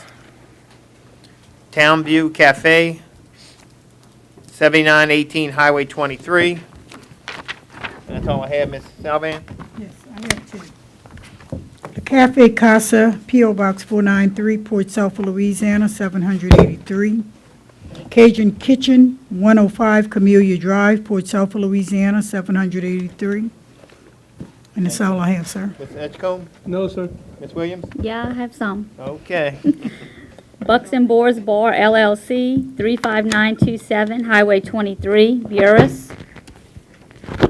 Cypress Cove Grill LLC, 226 Cypress Cove Road, Venice. Cypress Cove Marina, 235 Cypress Cove Road, Venice. Hearts Exxon, 42813 Highway 23, Venice. Hearts Old Cypress Bar LLC, 42815 Highway 23, Venice. And I have 3 special events for liquor permits. For the YMCA of Greater New Orleans Burris location for a softball tournament to be held on 3/12 and 3/13 of 2016 at the Roger Halfon Field in Burris, an annual campaign fundraiser. Also for the YMCA of Greater New Orleans Burris location for a Bunko fundraiser to be held on August the 27th, 2016 at the Burris Auditorium, an annual campaign fundraiser. And another softball tournament for the YMCA of Greater New Orleans Burris location to be held on September the 10th and 11th, 2016 at the Roger Halfon Field in Burris, an annual campaign fundraiser. Thank you, Ms. Williams. I'll offer these in global and ask for a second. Second by Mr. Edgecombe. Any questions on the liquor permits? The machine is open. And the liquor permits are granted 7-0. We'll move to item 4, building permits. If there's no objection from the table, I'd like to take item 1 through 9 in global, if there's no objection. Ms. Barber, would you read items 1 through 9? 4A1, Logo Operating, Inc., application number 2015-915, dated November 3rd, 2015. Install pile clusters, drill the Topaz Prospect, and install wheelhead protector, Breton Sound area, Block 32, Councilmember Bartholomew. Number 2, Lobo Operating, Inc., application number 2015-916, dated November 3rd, 2015. Install pile clusters, drill the Apollo 2 prospect, and install wellhead protector, Breton Sound area, Block 32, Councilmember Bartholomew. Number 3, Lobo Operating, Inc., application number 2015-917, dated November 3rd, 2015. Install pile clusters, drill the Apollo 1 prospect, and install wellhead protector, Breton Sound area, Block 32, Councilmember Bartholomew. Number 4, Lobo Operating, Inc., application number 2015-918, dated November 3rd, 2015. Install pile clusters, drill the Elvis prospect, and install wellhead protector, Breton Sound area, Block 32, Councilmember Bartholomew. Mesa Gulf Coast LLC, application number 2016-85, dated January 26, 2016. Repaired an existing 3-inch flow line after the fact application, Lake Hermitage Field, Councilmember Trufant Salvant. Number 6, W&T Offshore Incorporated, application number 2016-26, dated January 12, 2016. Removal of 3-inch and 4-inch pipeline, Main Pass area, Block 69 Field, Councilmember Bartholomew. Crimson Gulf LLC, application number 2016-104, dated February 2, 2016. Wheel wash to lower existing 16-inch Crimson Gulf pipeline, Baptiste Colette Bay, Dines area, Councilmember Bartholomew. Number 8, Sundown Energy LP, application number 2016-105, dated February 2, 2016. Install pile clusters, drill the SL508 well number 27, and install wellhead protector, potash, oil, and gas field, Councilmember Bartholomew. Number 9, Mesa Gulf Coast LLC, application number 2016-106, dated February 2, 2016. Install pilings, relocate existing barge, and install 2 cement barges, Lake Hermitage Field, Councilmember Trufant Salvant. I'll offer these in global, the permits in global, and ask for a second. Second by Mr. Juno. Any questions on any one of them? I have I guess it's a concern with the high river like it is. We all right with number 8? We okay? That's it. We all right, Mr. Chairman. Go ahead. Okay. It's been offered and second by Mr. Juno. Any other questions? The machine is open on the permits. They are granted 7-0. We'll move to item 4B. If there's no objection, can we clear the board? If there's no objection, I'd like to take B through M in global. They all trailer permits, renewal. Any objection from the table? Go ahead, Ms. Laura. 4B, PHI Inc., 2016 Trailer Park Renewal, Ernie's Lane, Boothville, Councilmember Williams. Gladys's Trailer Park, Rowley, 2016 Park Renewal, Gladys Lane, Boothville, Councilmember Williams. Adams Trailer Park, Harold Adams Sr., 2016 Trailer Park Renewal, Adams Lane, Boothville, Councilmember Williams. Bell Chase Mobile Home Park, Charles Whitley, 2016 Trailer Park Renewal, River Oaks and Burt Drive, Bell Chase, Councilmember Roussel. Naomi Mobile Home Community, David Junker, 2016 Trailer Park Renewal, Naomi Drive, Bell Chase, Councilmember Edgecombe. Shady Oaks Trailer Park, Frank Daigle, 2016 Trailer Park Renewal, Shady Oaks Lane, Bell Chase, Councilmember Edgecombe. United Bulk Terminals, 2016 Trailer Park Renewal, 15015 Highway 15, Davant, Councilmember Bartholomew. Stumpf RV Park, Stumpf's Supermarket, Inc., 2016 Trailer Park Renewal, 113 Stumpf Lane, Venice, Councilmember Williams. Harvey Properties, Todd Harvey, 2016 Trailer Park Renewal, 193 Sooner Lane, Venice, Councilmember Williams. LZ Properties, LLC, 2016 Trailer Park Renewal, 143 Sooner Lane, Venice, Councilmember Williams. Windmill Mobile Home Park, Rosalino, Siragusa, 2016 Trailer Park Renewal, Windmill Lane, Bell Chase, Councilmember Edgecombe. Delta Dragon RV Park, LLC, Angie Majori, 2016 Trailer Park Renewal, Finnegan Lane, Venice, Councilmember Williams. Ms. Williams, would you like to offer these? Yes, I'll offer. And going to get a second from Mr. Edgecombe. They've been offered and go over by Ms. Williams, second by Mr. Edgecombe. Any questions? Machine is open on the permits. And the permits are granted 7-0. Move to item 5, introductions of ordinance and resolutions. Mr. Bartholomew? Yes. Have an ordinance approving the assignment by Clayton Williams Energy Incorporated as a signer of PW Investment One LLC as assignee covering Parish Track 08-1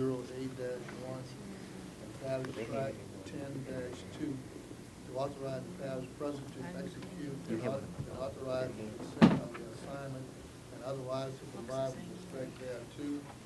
A resolution appointing James Griffin, District 1 member of the Plaquemine Parish Recreation and Advisory Committee, and otherwise to provide with respect thereto. Ordinance, the following ordinance was offered, ordinance to amend the 2016 General Fund Operating Expenditure Budget, Building Department, Dave Van Percy Griffin Center, otherwise to provide with respect thereto. An ordinance to amend the 2016 General Fund Operating Expenditure Budget, Maintenance Department, Dave Van Percy Griffin Center, and otherwise to provide with respect thereto. That's all I have, Mr. Chairman. Thank you, Mr. Bartholomew. Mr. Juno? Yeah, I got some changes on the resolution. Wait. Oh, okay. I'm sorry. Okay. Do you have any introductions? No. Okay, thank you. Mr. Byrd? I have 2.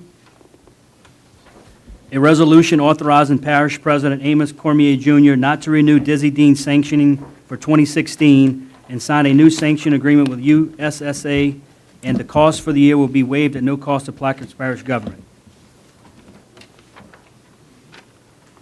A resolution authorizing the Parish President Amos J. Cormier Jr. or his designee to prepare and advertise for requests for proposals from companies to perform the services of cleaning, sweeping, maintenance, removal, hauling, and disposal of all debris and ditches located parish-wide and otherwise to provide with respect thereto. Thank you, Mr. Byrd. I have 1, a resolution to authorize the parish president, Amos J. Cormier Jr., to establish investment money market accounts at Whitney Bank for the general pool and bond indebtedness account funds and otherwise to provide with respect thereto. That's all. Ms. Salvan? I have none, sir. Thank you. Ms. Edgecombe? I'm good, sir. No, thank you. Ms. Williams? I don't have any. Thank you, Ms. Williams. We'll move to item 6A2. Ms. Barber? An ordinance by the Plaquemines Parish Council as and on behalf of the West Bank Levy District to appropriate a perpetual road, drainage, and utility easement in certain portions of lands in Plaquemines Parish, Louisiana, to construct an access road en route for utilities for the New Orleans to Venice NOV-NF-W-05B, West Bank non-federal levy, Wilkinson Pump Station, Plaquemines Parish, Louisiana project for levee drainage, flood, and hurricane protection purposes, and otherwise provide with respect thereto. Thank you. You offer, Ms. Salvan? Yes, sir, I am offering. I'll second it. Ms. Salvan? Okay. Yes, sir. One day last week, I think it was Thursday, I requested that Mr. Rittner call a meeting in the field down in Myrtle Grove subdivision. That was the community that would be most impacted by this resolution. And I had Mr. Lawrence also to invite residents from that subdivision out, and we took a tour of the area, and we had all of the questions that the subdivision residents had, I think was answered. And this brings us to where we are now, and I would like to have Mr. Rittner further explain the legislation. Thank you. Blair Rittner, Land Department, Plaquemines Parish. There's a brand-new pump station that was built in Myrtle Grove, and originally, about 2+ years ago, maybe 2.5 years ago, we came in and got a 30-foot temporary right-of-way for this construction project. And what we did, the project is probably going to be completed sometime between April and June. And right now, we have to put permanent power we have to get a water line, we have to get a sewer line, and then, of course, we need a right-of-way, a permanent right-of-way to get to the pump station. Originally, the Corps was looking at possibly using the levee as a ingress and egress route to the station, but y'all know the back levees are not paved. During a rain event, storm event, I mean, the levees become, almost impossible to pass. So what we're asking for is to convert our 30-foot temporary right-of-way to a 75-foot right-of-way. We spoke with the landowners. They're in agreements with this right-of-way. Energy wants to be separate from our right-of-way, but the landowner doesn't want to give up another 10 feet of right-of-way. So we work in a legal agreement to where they're going to be inside of our right-of-way, which we don't need the entire 75 feet if it wouldn't be for energy. So we're just asking you to convert it. Now, there will be a cost to do this. This is part of the NOV project, which y'all know it's 100% fully federally funded. So part of our lands, easements, right-of-ways, and relocations, the funds are going to come out of the parish fund, but it's going to be reimbursed to us from the Corps of Engineers. Questions? Wait, any questions from the table? Audience? We good? Oh, we have a question from a gentleman in the back.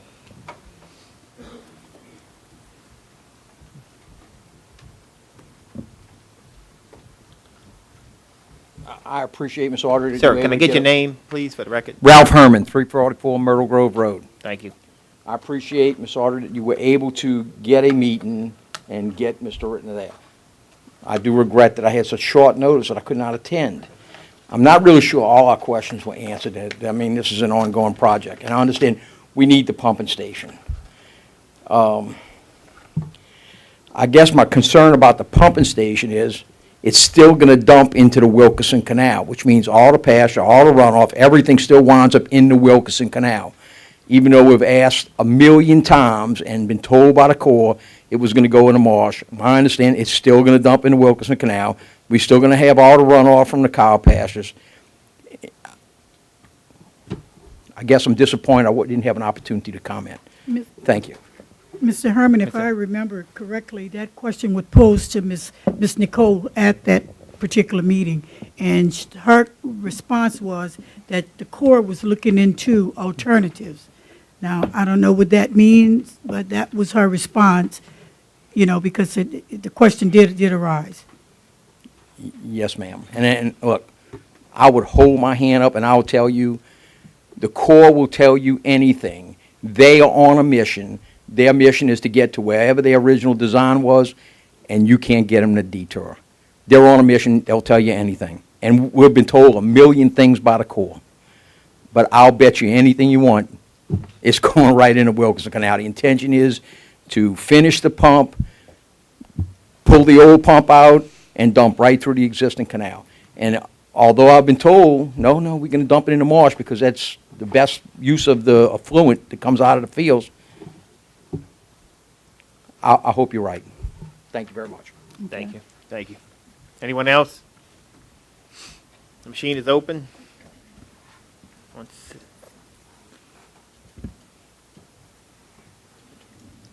And the ordinance is granted 7-0. We'll move to item 6C. A resolution authorizing a revision to the project description associated with the $59,985,000 Louisiana Local Government Environmental Facilities and Community Development Authority Revenue Bonds, Plaquemines Parish Project, Series 2001-2, issued for the purpose of financing coastal restoration projects and related infrastructure within the parish and otherwise provide with respect thereto. Thank you. You offering? Yes. Mr. Badam, you offering? Okay. It's been offered by Mr. Badam. Is there a second? Second by Mr. Burt. Mr. Bartholomew? You can deal with legal on this, but all it is giving them permission to support what we have done with the money to the state bonding attorney, if I'm not mistaken. Go ahead, Mel.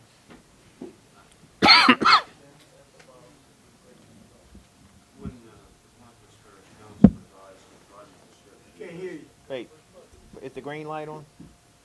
There's fine. Okay. When the council revised the project description list, the issuers council, Jones Walker and Baton Rouge requested a omnibus revised project description list along with a engineering determination of the life of the projects exceeding 120% of the bond life, which would be 36 years. That's in order to protect the tax-exempt nature of the bond proceeds. And that is what Jones Walker is requesting and what this resolution will do. Thank you, Mr. Burmeister. Any other questions? Audience? The machine is open on 6C.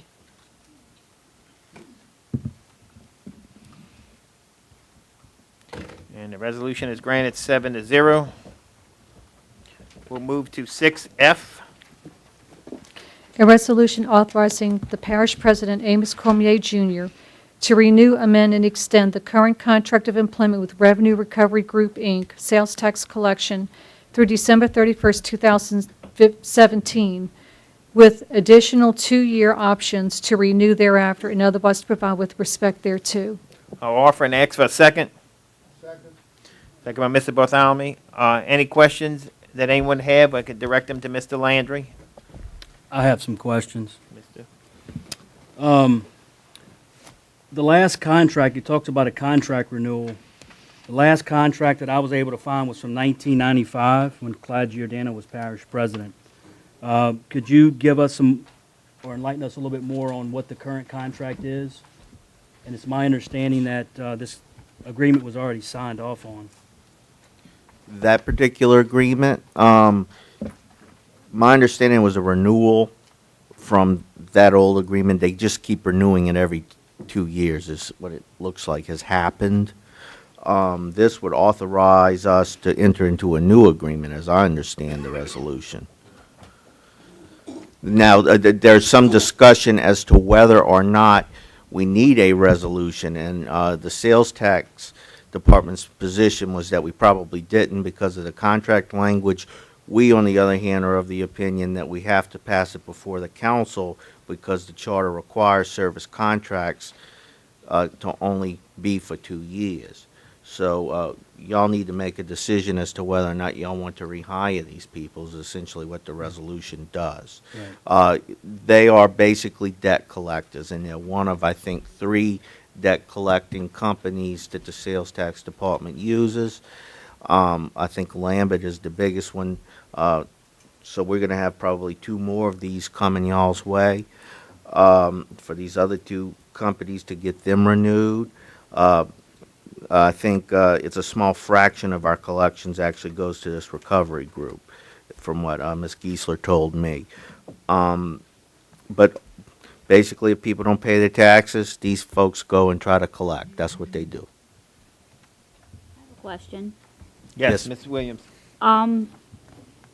Why do we need 2 or 3 collection agencies? Couldn't one perform the services, or?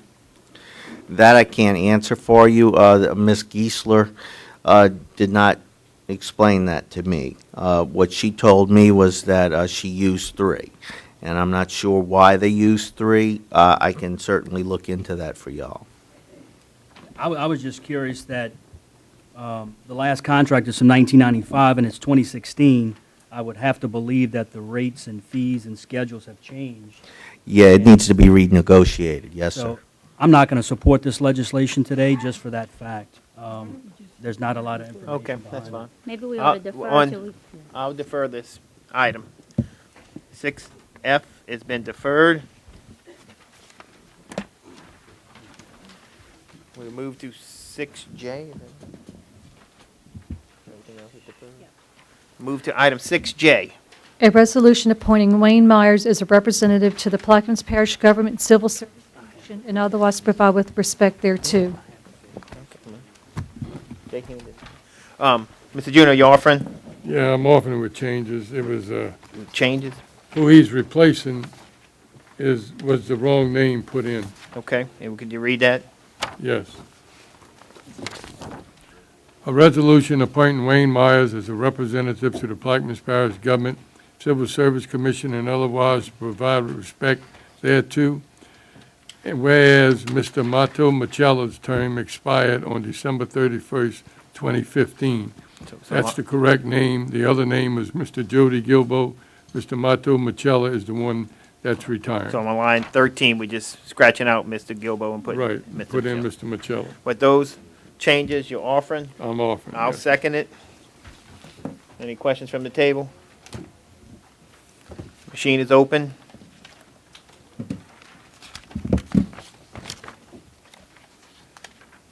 And the resolution is granted 7-0. We'll move to item 6L.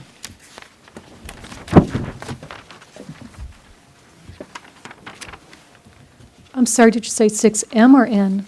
L. Oh, L. L, I'm sorry. An ordinance to amend and, as amended, readopt ordinance number 15-160, which adopted the original operating budget of revenues and expenditures for the Plaquemines Parish government for the fiscal year beginning January 1st, 2016, and ending December 31st, 2016, and otherwise provide with respect thereto. I'll offer and ask for a second. Second by Mr. Burt. This was just something just to clarify. Ms. Pons, is that correct? Yes. This is just no effect or nothing, just clarification? Yeah. Okay. Any questions? The machine is open on 6L.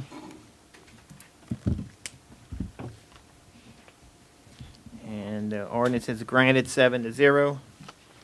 We'll move to 6N.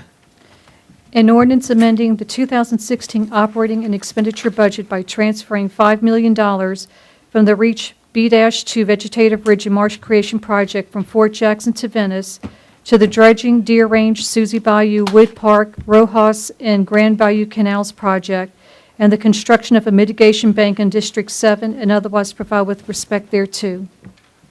Thank you. You offer, Ms. Salvant? Yes, with a substitute being passed around right now. Okay.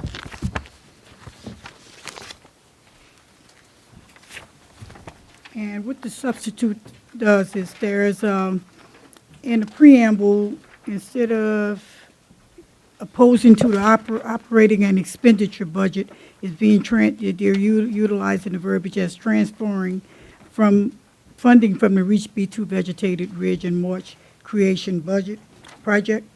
And on the second page, Section 2, you're going to remove the listing of the funds.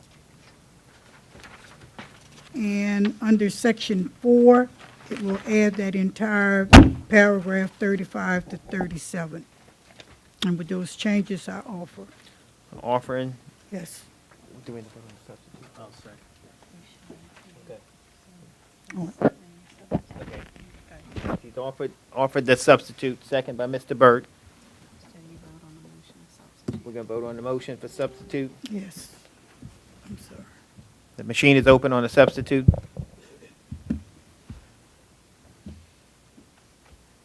And substitute's granted 7-0. Now we move to the floor. Now we got to read the No. substitute, right? Right. Ms. Barber, would you read the substitute? I'm sorry, I don't have the revised copy. An ordinance to transfer funding from the REACH B-2 Vegetative Ridge and Marsh Creation Project from the Fort Jackson to Venice to the dredging, Wood Park, Rojas, Deer Range, Suzie Bayou, and Grand Bayou Canals Project, and the construction of a mitigation bank in District 7, and otherwise provide with respect thereto. Okay, it's been offered by Ms. Yes, Salvant, I- second by Mr. Burt. Are there any questions from the table? Yes, I just have one question. Mr. Edgecombe? As far as the canals that are being dredged, are any of them within the residential camp areas where those narrow bayous are? I don't know, can someone answer that one? Reason I'm asking is because if we authorize somebody to go in there and dredge these canals out, they are narrow canals, and being in that business, all the bulkheads are gonna start falling in, who's gonna be responsible to replace those? Even if that's the case, Mr. Edgecombe, I think all we need to do is give some directive to, As long as we cover ourselves, ma'am, that's all. yeah. Good. Mr. Henry?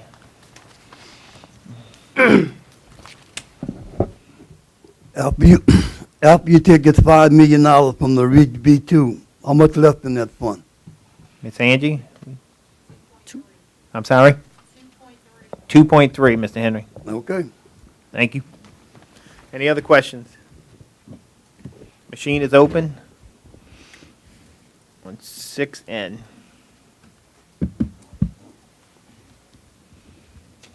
And the ordinance is granted 7-0. And thanks to everyone. We'll move to 6O. A resolution approving Plaquemines Parish government's entering into an agreement with parties in the lawsuit styled C&D Plumbing LLC et al. Versus Plaquemines Parish Government et al., 25th JDC case number 57-677, Division B, hereinafter C&D Plumbing lawsuit, to settle and compromise certain competing claims between the Plaquemines Parish Government and Yates Architects LLC, thereinafter Yates and Yates, authorizing Parish President Amos Cormier Jr. and the attorneys of the Plaquemines Parish Government and otherwise provide with respect thereto. Your offer, Mr. Bartholomew? I do. I ask for a second. Second by Mr. Juno. Mr. Bartholomew? Nobody have any question? Question legal.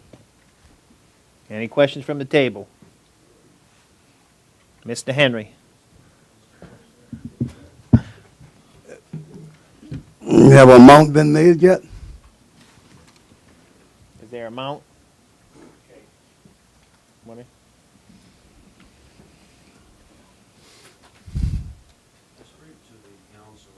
Last meeting by Berglass Tankersley outside council, the amount is $100,000.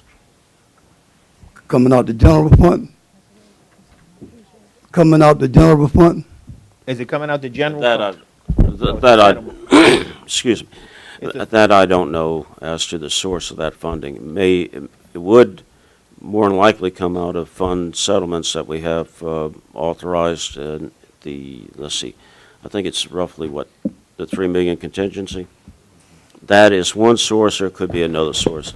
There may be also a specific line item dedicated to this litigation. Okay.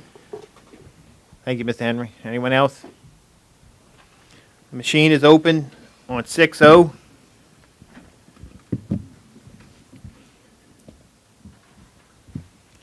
And the resolution is granted 7-0.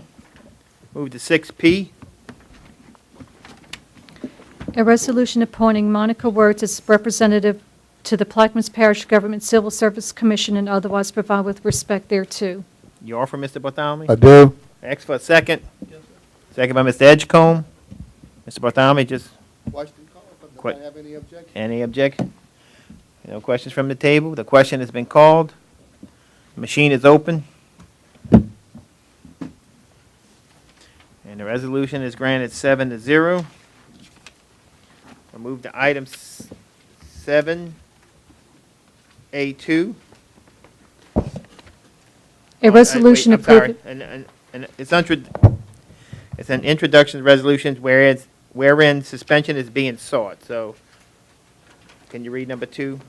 Sure. One- A resolution approving Plaquemines Parish Government's entering to an agreement with parties in the lawsuit styled the Hanover Insurance Company versus Plaquemines Parish Government, United States District Court for the Eastern District of Louisiana, case number 2:12-CV-1680, Section H, Division 5, Hanover lawsuit, to settle and compromise certain competing claims between Plaquemines Parish Government, PPG, and the Hanover Insurance Company, Cadco General Contractors, LLC, Seisler Thompson Brown Architects Project Design Group, LLC, All South Consulting Engineers, LLC, All South, but reserving PPG's claim against All South to the extent there exists recoverable insurance as to All South, and reserving PPG's claims against non-settling All South insurers, Mayos Heating and Air Conditioning, Inc., Eagle Exteriors, LLC, Thrasher Construction, Inc., New Orleans Glass Company, Inc., Cajun Comfort, LLC, Cajun Concrete Services, Inc., Southeast Engineers, LLC, Systems Painters and Drywall 2, LP, Jones Blair Company, BLW Concrete Contractors, Inc., Lexington Insurance Company, Gemini Insurance Company, Amerisure Insurance Company, Amerisure Mutual Insurance Company, United Fire and Indemnity Company, United Fire Insurance Company, Praetorian Specialty Insurance Company, QBE Specialty Insurance Company, AIG Specialty Insurance Company, The Gray Insurance Company, Altera American Insurance Company, Wausau Underwriters Insurance Company, XL Specialty Insurance Company, RLLI Insurance Company, Lafayette Insurance Company, and American International Specialty Lines, collectively defendants, authorizing Parish President Amos Cormier Jr. and the attorneys of the firm of Sher Garner, Cahill, Richard, Klein, and Hilbert LLC, Sher Garner, to execute settlement documents and pleadings on behalf of PPG and otherwise to provide with respect thereto. There's been a suspension. Is there any objection from the suspension? If none, we'll move forward. We'll offer, Ms. Williams, you're Yes, offering? I'll offer. And I would like to see a unanimous second on this. Yes? Yes. Yes. Ms. Williams? What this is, as most of you may know, the Boothville Venice Community Center that was built after Hurricane Katrina never opened because there was engineering, structural damages, et cetera, et cetera. This is the lawsuit. A settlement has finally been reached in the amount of approximately $5 million to have to replace that building. So this is just giving the parish president and the attorneys permission to go forward with this suit.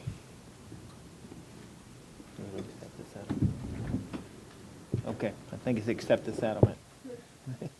To accept the settlement. Okay. Sorry. I would like to go on the record saying that Mr. Joel Luffalos is no longer with us, but this is something that he worked tirelessly on along with Mr. James Gardner and the Shear Gardner firm. The residents in District 9 will be forever grateful for the hard work and dedication that Mr. Luffalos put into this project. It's been on the back burner or just sitting there for years and years, and he came in January, and it's been a year, and a settlement has finally been reached. So I just want to thank him, as well as the administration and everyone else that worked on this.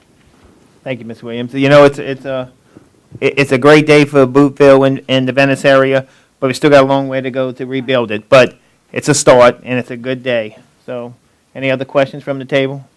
Yeah, Mr. Cormier? Concur with Ms. Williams, Mr. Leverholtz, and of course the administration is very proud of what we've been able to accomplish. As you can see by the long list of people that were involved in it, to summarize it, everybody was making money on the clock, and nobody wanted to move on it. And I'm proud that the administration was able to get Mr. Leverholtz to close it out finally. Thank you, Mr. Cormier. Any other questions from the audience? The machine is open on 7A2.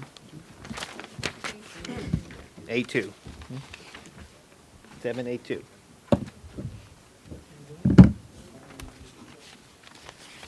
And the resolution is granted 7-0. Congratulations, Ms. Williams.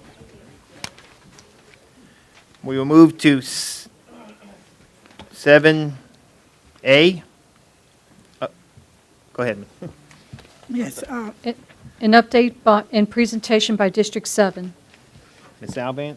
yes, what I wanted to bring up under the District 7 update is that my office was approached by some of the precious jewels of this parish. My office was inundated with about maybe 15 senior citizens from the Port Sulphur area, and they incorporated all of the other senior centers. And what the request was that they know that it was a recent legislation put forth to giving them a reprieve on the usage of buildings at the age of 80. And they were asking me that could I possibly bring some legislation before the table asking that even that age be lowered to 75. So I'm like, okay, how do I tell senior citizens, go away, no, I'm not going to even attempt to do this, and it was adamant, the harm and the expense that I think on an average of $1,600 to utilize the building for 4 hours for any type of activity, if you're not 80 or over.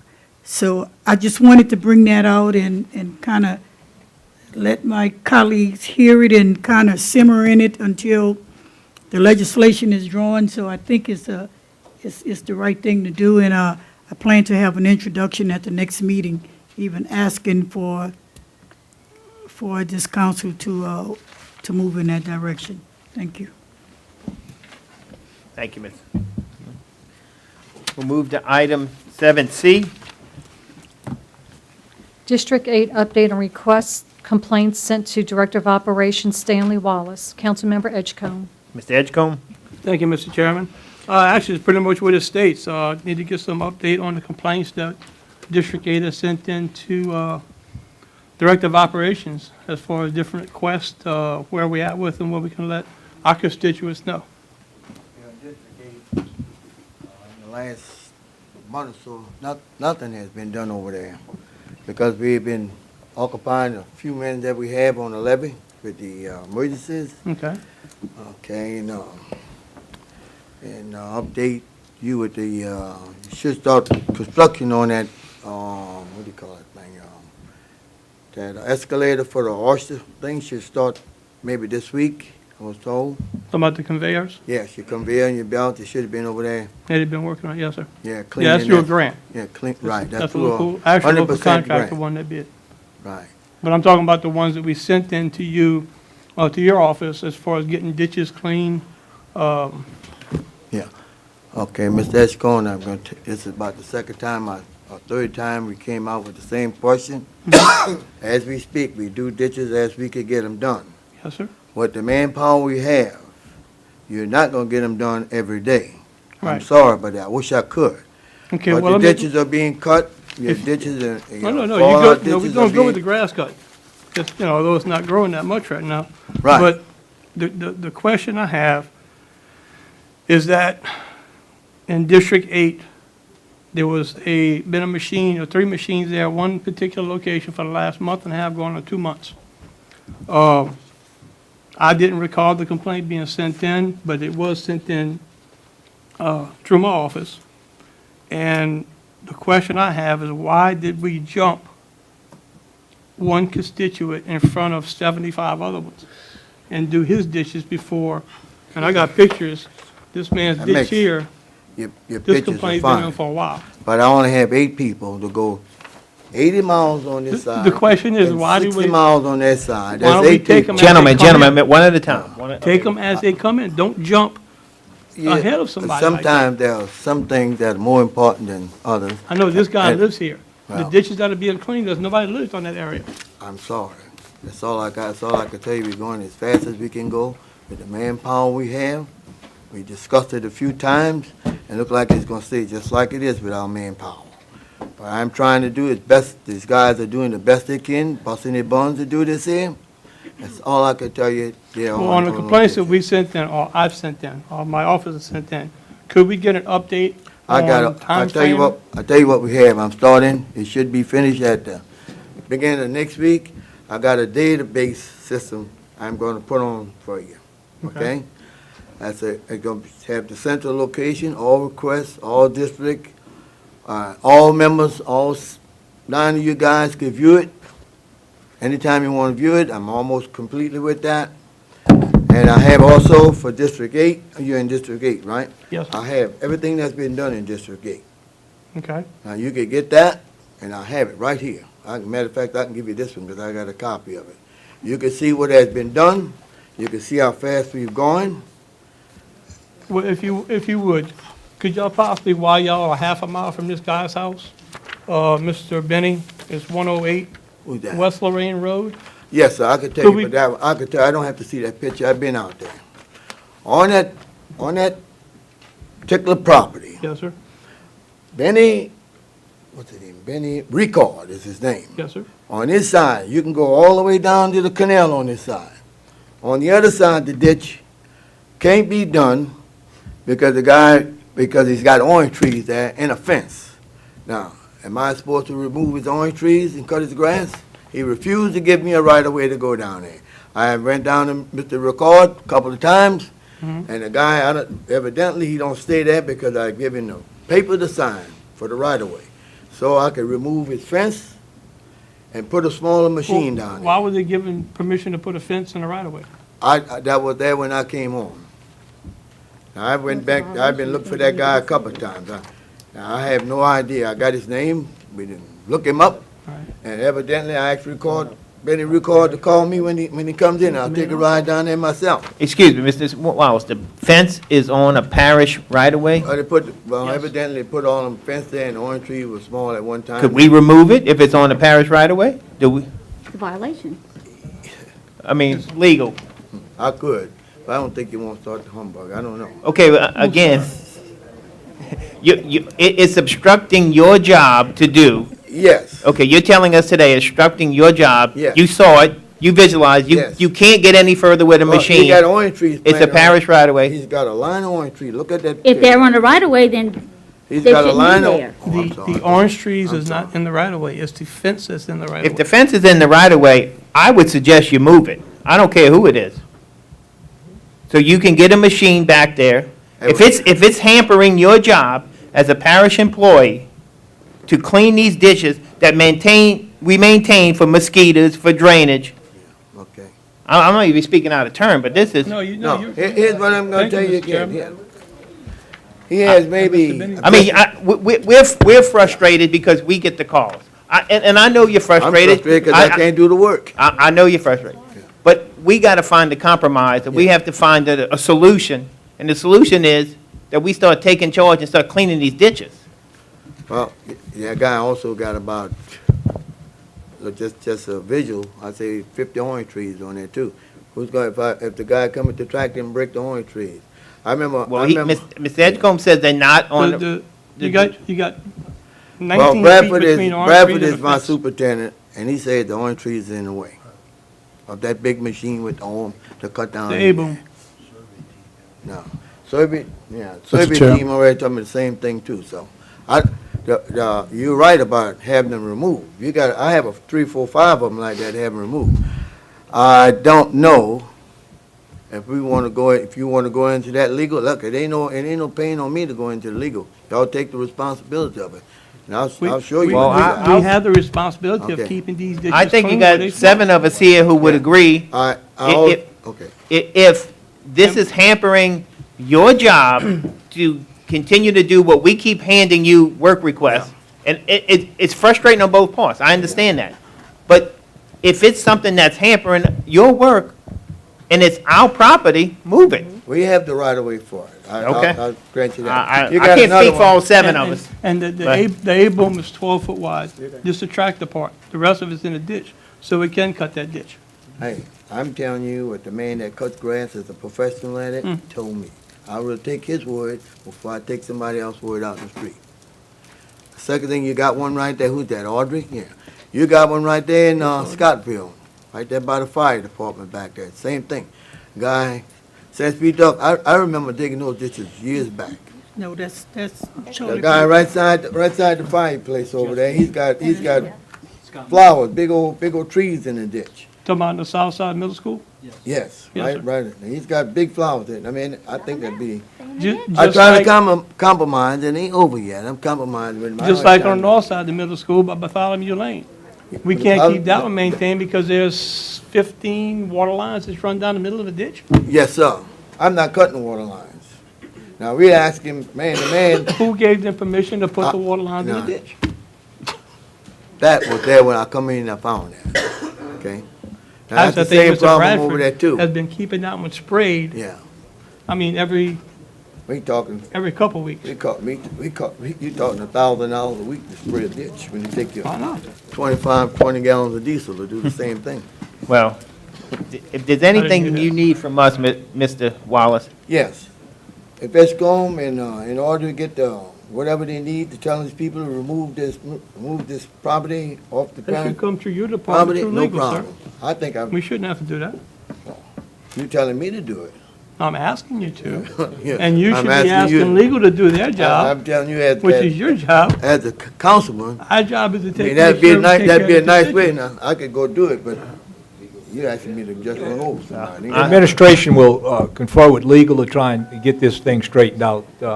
So legal, if you don't mind, check into that. Let's see if we can't get this thing taken care of. Thank you, Mr. Mr. Chairman. President, it's not a problem to do this. We just need to send them the letter and tell them they have to remove the trees, and if they don't, we do it at their cost and send them a bill. There we I go. agree with that. Excuse me. I didn't know. I'd like to That's a- say that's a something. different- Hold on, Mr. Juno, hold on. Mr. Land, Mr. Juno. If you would go from Belchas to Venice and look at all the right-of-ways, about 60 or 70% have things on them. People put fences, they put sheds, they put automobiles, they put everything. So I got to agree with Mr. Wallace. You got to be careful what you do, or we're going to be in court for the rest of our lives. Since fingers being pointed at Mr. Wallace, I want to point one at him too. For the last 8 years, we've been trying to get a sign that says ferry, so people will know that the Belchas Ferry exists. I want to thank you, because I came to your office a while back and you told me you had to go to the state office. So we finally got a sign on Highway 23, that people don't have to pass the Belchas Ferry. So I just want to thank you for your help in that matter. Mr. Edwards, I noticed that sign too. Thanks for bringing that up. I did. 8 years I've been trying to get it. Thank you. All right. Anyone? We'll move to item 7D. Update on District 6 public requests. Councilmember Byrd. I'll piggyback just briefly, and I'll keep it simple on what Mr. Edgecombe was alluding to. And look, I understand the manpower, and I'll just be very point blank. That's an excuse. I just want to know what the priorities are. You know, I've got a ditch that was being dug probably 2 days ago. That request was put in January of 2015. And just to recap what Jeff said, this project jumping's got to stop. And, you know, we talk about manpower. Just this morning at 8:30, I don't know what time your crews come on to work, but they're having breakfast down at Bartholomew's at 8:30 in the morning. I like, yeah. No, that's let's not use the excuse for manpower. Let's use the excuse for leadership and prioritization. And I want to know what the plan is going forward. And we'll keep it at that. I'm supposed to keep my mouth shut, but I can't. That's the problem. You keep your mouth shut, you need to get the jobs done. No, you need to get the, well, you had me saying something I don't want to say, man. Because I've called your office numerous times, trying to get updates, and I can never get an answer. Well, your updates will be on this database. You can pick them up by next Wednesday, you can read them all. Well, we shouldn't have to pick them up. I agree with Mr. Byrd. I've sent emails to your administrator with all the requests that was put in last year, twice this year, for updates. And I still haven't received a response. I have over 70-something complaints. They may be completed, but I don't have any idea because I don't get feedback. Once we turn them in, the only way we find out if something gets done is if we pass by and see that it's done. All I'm asking is that we get follow-ups when we send it in. I'm going to use Reverend Giles and Mr. Terrio's office as an example. When we send a request in, we're notified when it's turned over to a specific department, when it's closed out. And the database may be a very good tool if we have access to it. And I thank you. Nicole did tell me that that was something that she was working on. But I, just as well as Mr. Byrd, and I'm sure as, the other colleagues here, have requests that was put in January of last year that have not even been completed yet. My only concern is feedback, because when the constituents call us, all we could do is tell them, we put it through, we put it through, we put it through. We don't have an answer to give back to them.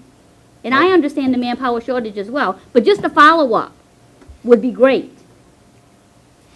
You will be getting that. Thank you. Thank you, Mr. Wells. Mr. Chairman, Yes, Mr. I think this is only my little 2 cents.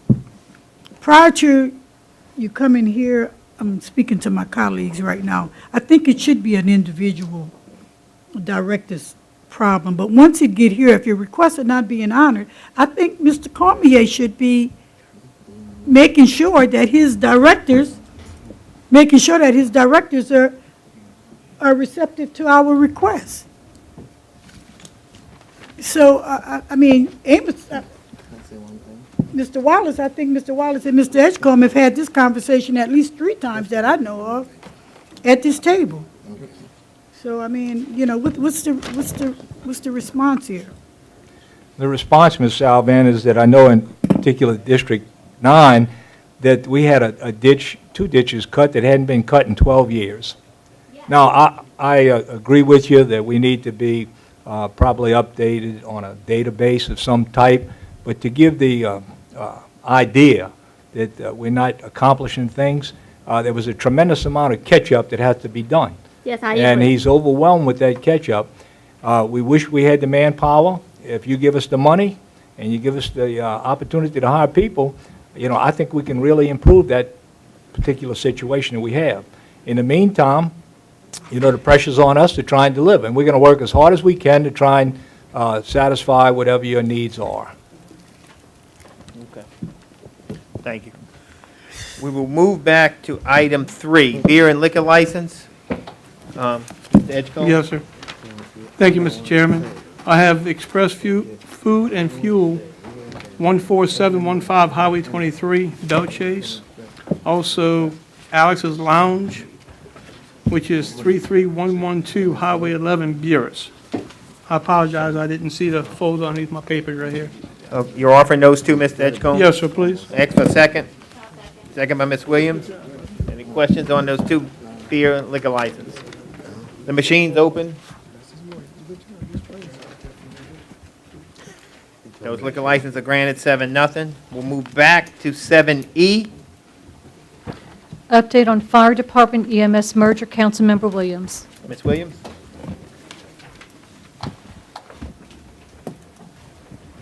Yes, I asked Mr. Roy Robichaux to come. I received a couple of calls from EMS workers as well as constituents in reference to the EMS merger with the fire department and his plans going forward. I do have a couple of questions that I want to address to Mr. Robichaux after he makes his presentation. Ma'am, I'm really here to answer questions. Okay. It's been 5 weeks, and we are starting to control costs and improve the services, but I'm really here to answer your questions. Okay. A couple of questions that are of concern to me are, I know the intention is to move EMS into the fire departments. Am I correct there? No, mainly because we don't have the facilities. In most of the fire stations and most of the places, we'll be moving the crews together, so they'll be manning the units, and they'll be in the locations where they're at now. Okay. They're presently locations everywhere except in Belt Chase, and would be moving those into the fire station in Belt Chase. But other than that, they'll actually be moving into the trailers that they are existing now. Instead of being called from their homes. Yes, ma'am. So we have male and female EMS and fire personnel. As far as living quarters goes, I would ask that you check, I don't know, I may be incorrect on this, but to me it seems like there would be some kind of violation to house those individuals together, sharing the same restroom facilities, the same sleeping quarters. I don't know what the laws are there, but that may be something you might consider checking into. We have, and for the last 6 years, we have both male and female firefighters been staying in the fire stations now and haven't had any issues whatsoever. There's private bathrooms, and we haven't had any issues. It's not, again, the EMS people are very resistant to change. Well, And we're not going to make everybody happy, but we can't afford to keep moving. We can't afford the service that's been being provided in the past. We need to do some things to improve the service, response times, and hold down costs, and that's our goal. okay. It's done around the whole country with male and female firefighters living in the same stations, and we've looked at it. We think we have a plan moving forward, and we think we can make it all work out. And I did speak to you before the meeting in reference to the scheduling, and I understand why you haven't changed that, as of yet. The biggest problem in scheduling that Councilmember Williams is talking about is that presently the fire department runs 3 shifts, EMS runs 2 shifts, and we're trying to figure out how to merge those 2 together without adding the 3rd shift EMS personnel. They work 7 and 7 now, the EMS people, and we can't work them 7 and 7 in the fire station on duty 24 hours a day. We could only work them 72 hours, so we're trying to figure out and meeting with each of the EMS personnel to see what's best for everybody. So that's a rule for the fire department, the 72-hour? That's under the Fair Labor Standard Act. Right. You can't work them you can't work them more than 72 hours in a row unless there's a declared emergency. Okay, so why is EMS something separate that they wouldn't fall under that category because of the way they're currently working? There's some complications in the rules that they follow now. They're actually on standby and not working by staying at their houses. Okay. There's some clarifications in an act. They actually only paid for 18 hours a day out of the 24 because they're actually on standby, not physically working. So when they move into these stationary locations, they were going to be paid 24 hours a day? So that's an increase in cost right there. No, ma'am, they covering the 24 hours, so we're just gonna, their salary will be the same. Okay. They're covering 24 hours a day now, so yes, we're gonna have to pay them 24 hours a day, but it's gonna match what they're making now. Okay. So, Mr. Robichaud, is there any truth to the EMS in the Port Sulphur area being moved up to the Myrtle Grove Fire Station? No, ma'am, we're looking at the whole thing. If you look parish-wide, there's 6 ambulances running in the parish now, and 40% of those calls are being done by 1 ambulance. So yes, we are looking at possibly reposition them to give us more equal and better response times to everybody. What happened today would need to stop. I mean, we moved an ambulance from the East Bank to the West Bank for a call, and then moved one from the West Bank to the East Bank to cover while the one on the East Bank was gone. It doesn't make any sense the way they're moving things around right now. It's not cost effective, nor is it giving us good response times. So we are looking at possibly relocating some of the ambulances, but we would never leave any area uncovered. Okay? So there is no truth about moving the ambulance out of Port Sulphur. Very good. Yeah, I would totally be against that. But I did also hear that you're planning on moving the one that's stationed in Boothville up to the Triumph area. No, ma'am, we were talking about moving it about a half a mile up, actually on that piece of property that you had asked On me if Williams I could Avenue? use. Okay. Yes, ma'am. Okay. And again, our fastest response times is out of the fire stations because there's more of them. And we can't transport with the firemen, but we provide basic life support. And we're looking at the whole thing now as one big unit where we can provide the best service. My only concern, and I know a lot of EMS employees may be against the changing schedules, my only concern is the loss of employees. I know we have a shortage now in that department. And if some of them aren't willing to change that schedule, where's that going to leave us?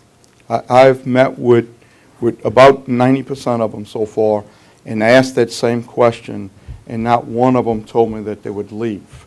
They all tell you that they would like different schedules. Well, we can't work all the schedules that the 20 of them want. Well, right. But in talking about what would work best for them, all of them have agreed to stay on. Okay? Nobody has said they would leave because that's one of our biggest concerns also. Okay. If we went to a 24/48 schedule, which is adding another shift, we would have plenty of people coming on board, but we don't have the money to do that at this time. Okay, Mr. Roy, thank you so much. Mr. Chairman. Yes, Mr. Bartholomew. Mr. Robichaud, we also understand that some of your firemen are working towards certification in the EMT program. We've had 3 of them that have Great. gone through it already, and our Uh-huh. goal is to encourage more of them to do it so we can work together. Since about November, we've been manning the ambulance with drivers. It's expensive because we're having to pay overtime.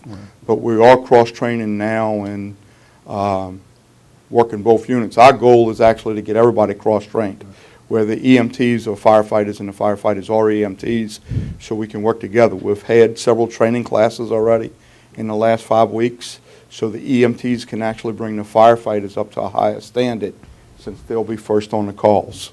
I appreciate you taking that initiative and making that happen. Thank you very much for that. Thank you, Mr. Thank you so much. Mr. Juno? Robichaud, I'd like to thank you, because now they're not in their houses, they're in a place where they can be They're still- utilized very quickly. They're still in their houses right now. We're still working on the schedule, but it's coming. You are going to schedule them and get them Yes, sir. where they can be immediate when someone calls them. Yes, sir. Because the main thing is response time, and that's what you're trying. Yes, sir. Also, are they going to be covered by the state? Such as? Extra, the monies, are they going to have to be qualified? Can you explain that? That's one of the things in what Mr. Juno's talking about. The firefighters receive supplemental pay. That's one of the incentives that we can offer to the EMS people. If they will go through our fire academy and become certified and agree to work as a firefighter, then we can give them the supplemental pay, which will not affect our budgets at all. It'll come from the state. And it's an incentive for them to go ahead and get the training. We're working the same way we're working on some incentive to give the firefighters to become EMTs. Just one more, just a note, you touched on response time. And some of it may be because they're in their houses, but a lot of times it's because the ambulance is out of the area as well, because, as you said, we have a shortage. Yes, ma'am. One of the things that we talked about is that if you look just the geographic of the parish, we've been moving ambulances around to cover areas when we should never be moving the ones from down the road up, because nobody's coming from below them to cover that area. That's right. Okay? So it's just part of the big plan on how we're trying to make it more efficient. Thank you. Anyone else? Thank you, Mr. Robichaud. Thank you all. Appreciate it. We'll move to item 8. Approval of minutes from the January 28th, 2016 council meeting. I'll offer and ask for a second. A second. Second by Ms. Salvant. Machine is open on the minutes.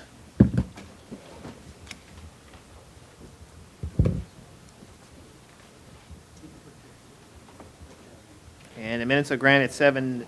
There'll be no further business come before this council. I'll entertain a motion to adjourn. Offered by Mr. Burt, second by Mr. Edgecombe. The machine is open on the adjournment. And we are 7-0. We adjourned at 3:03.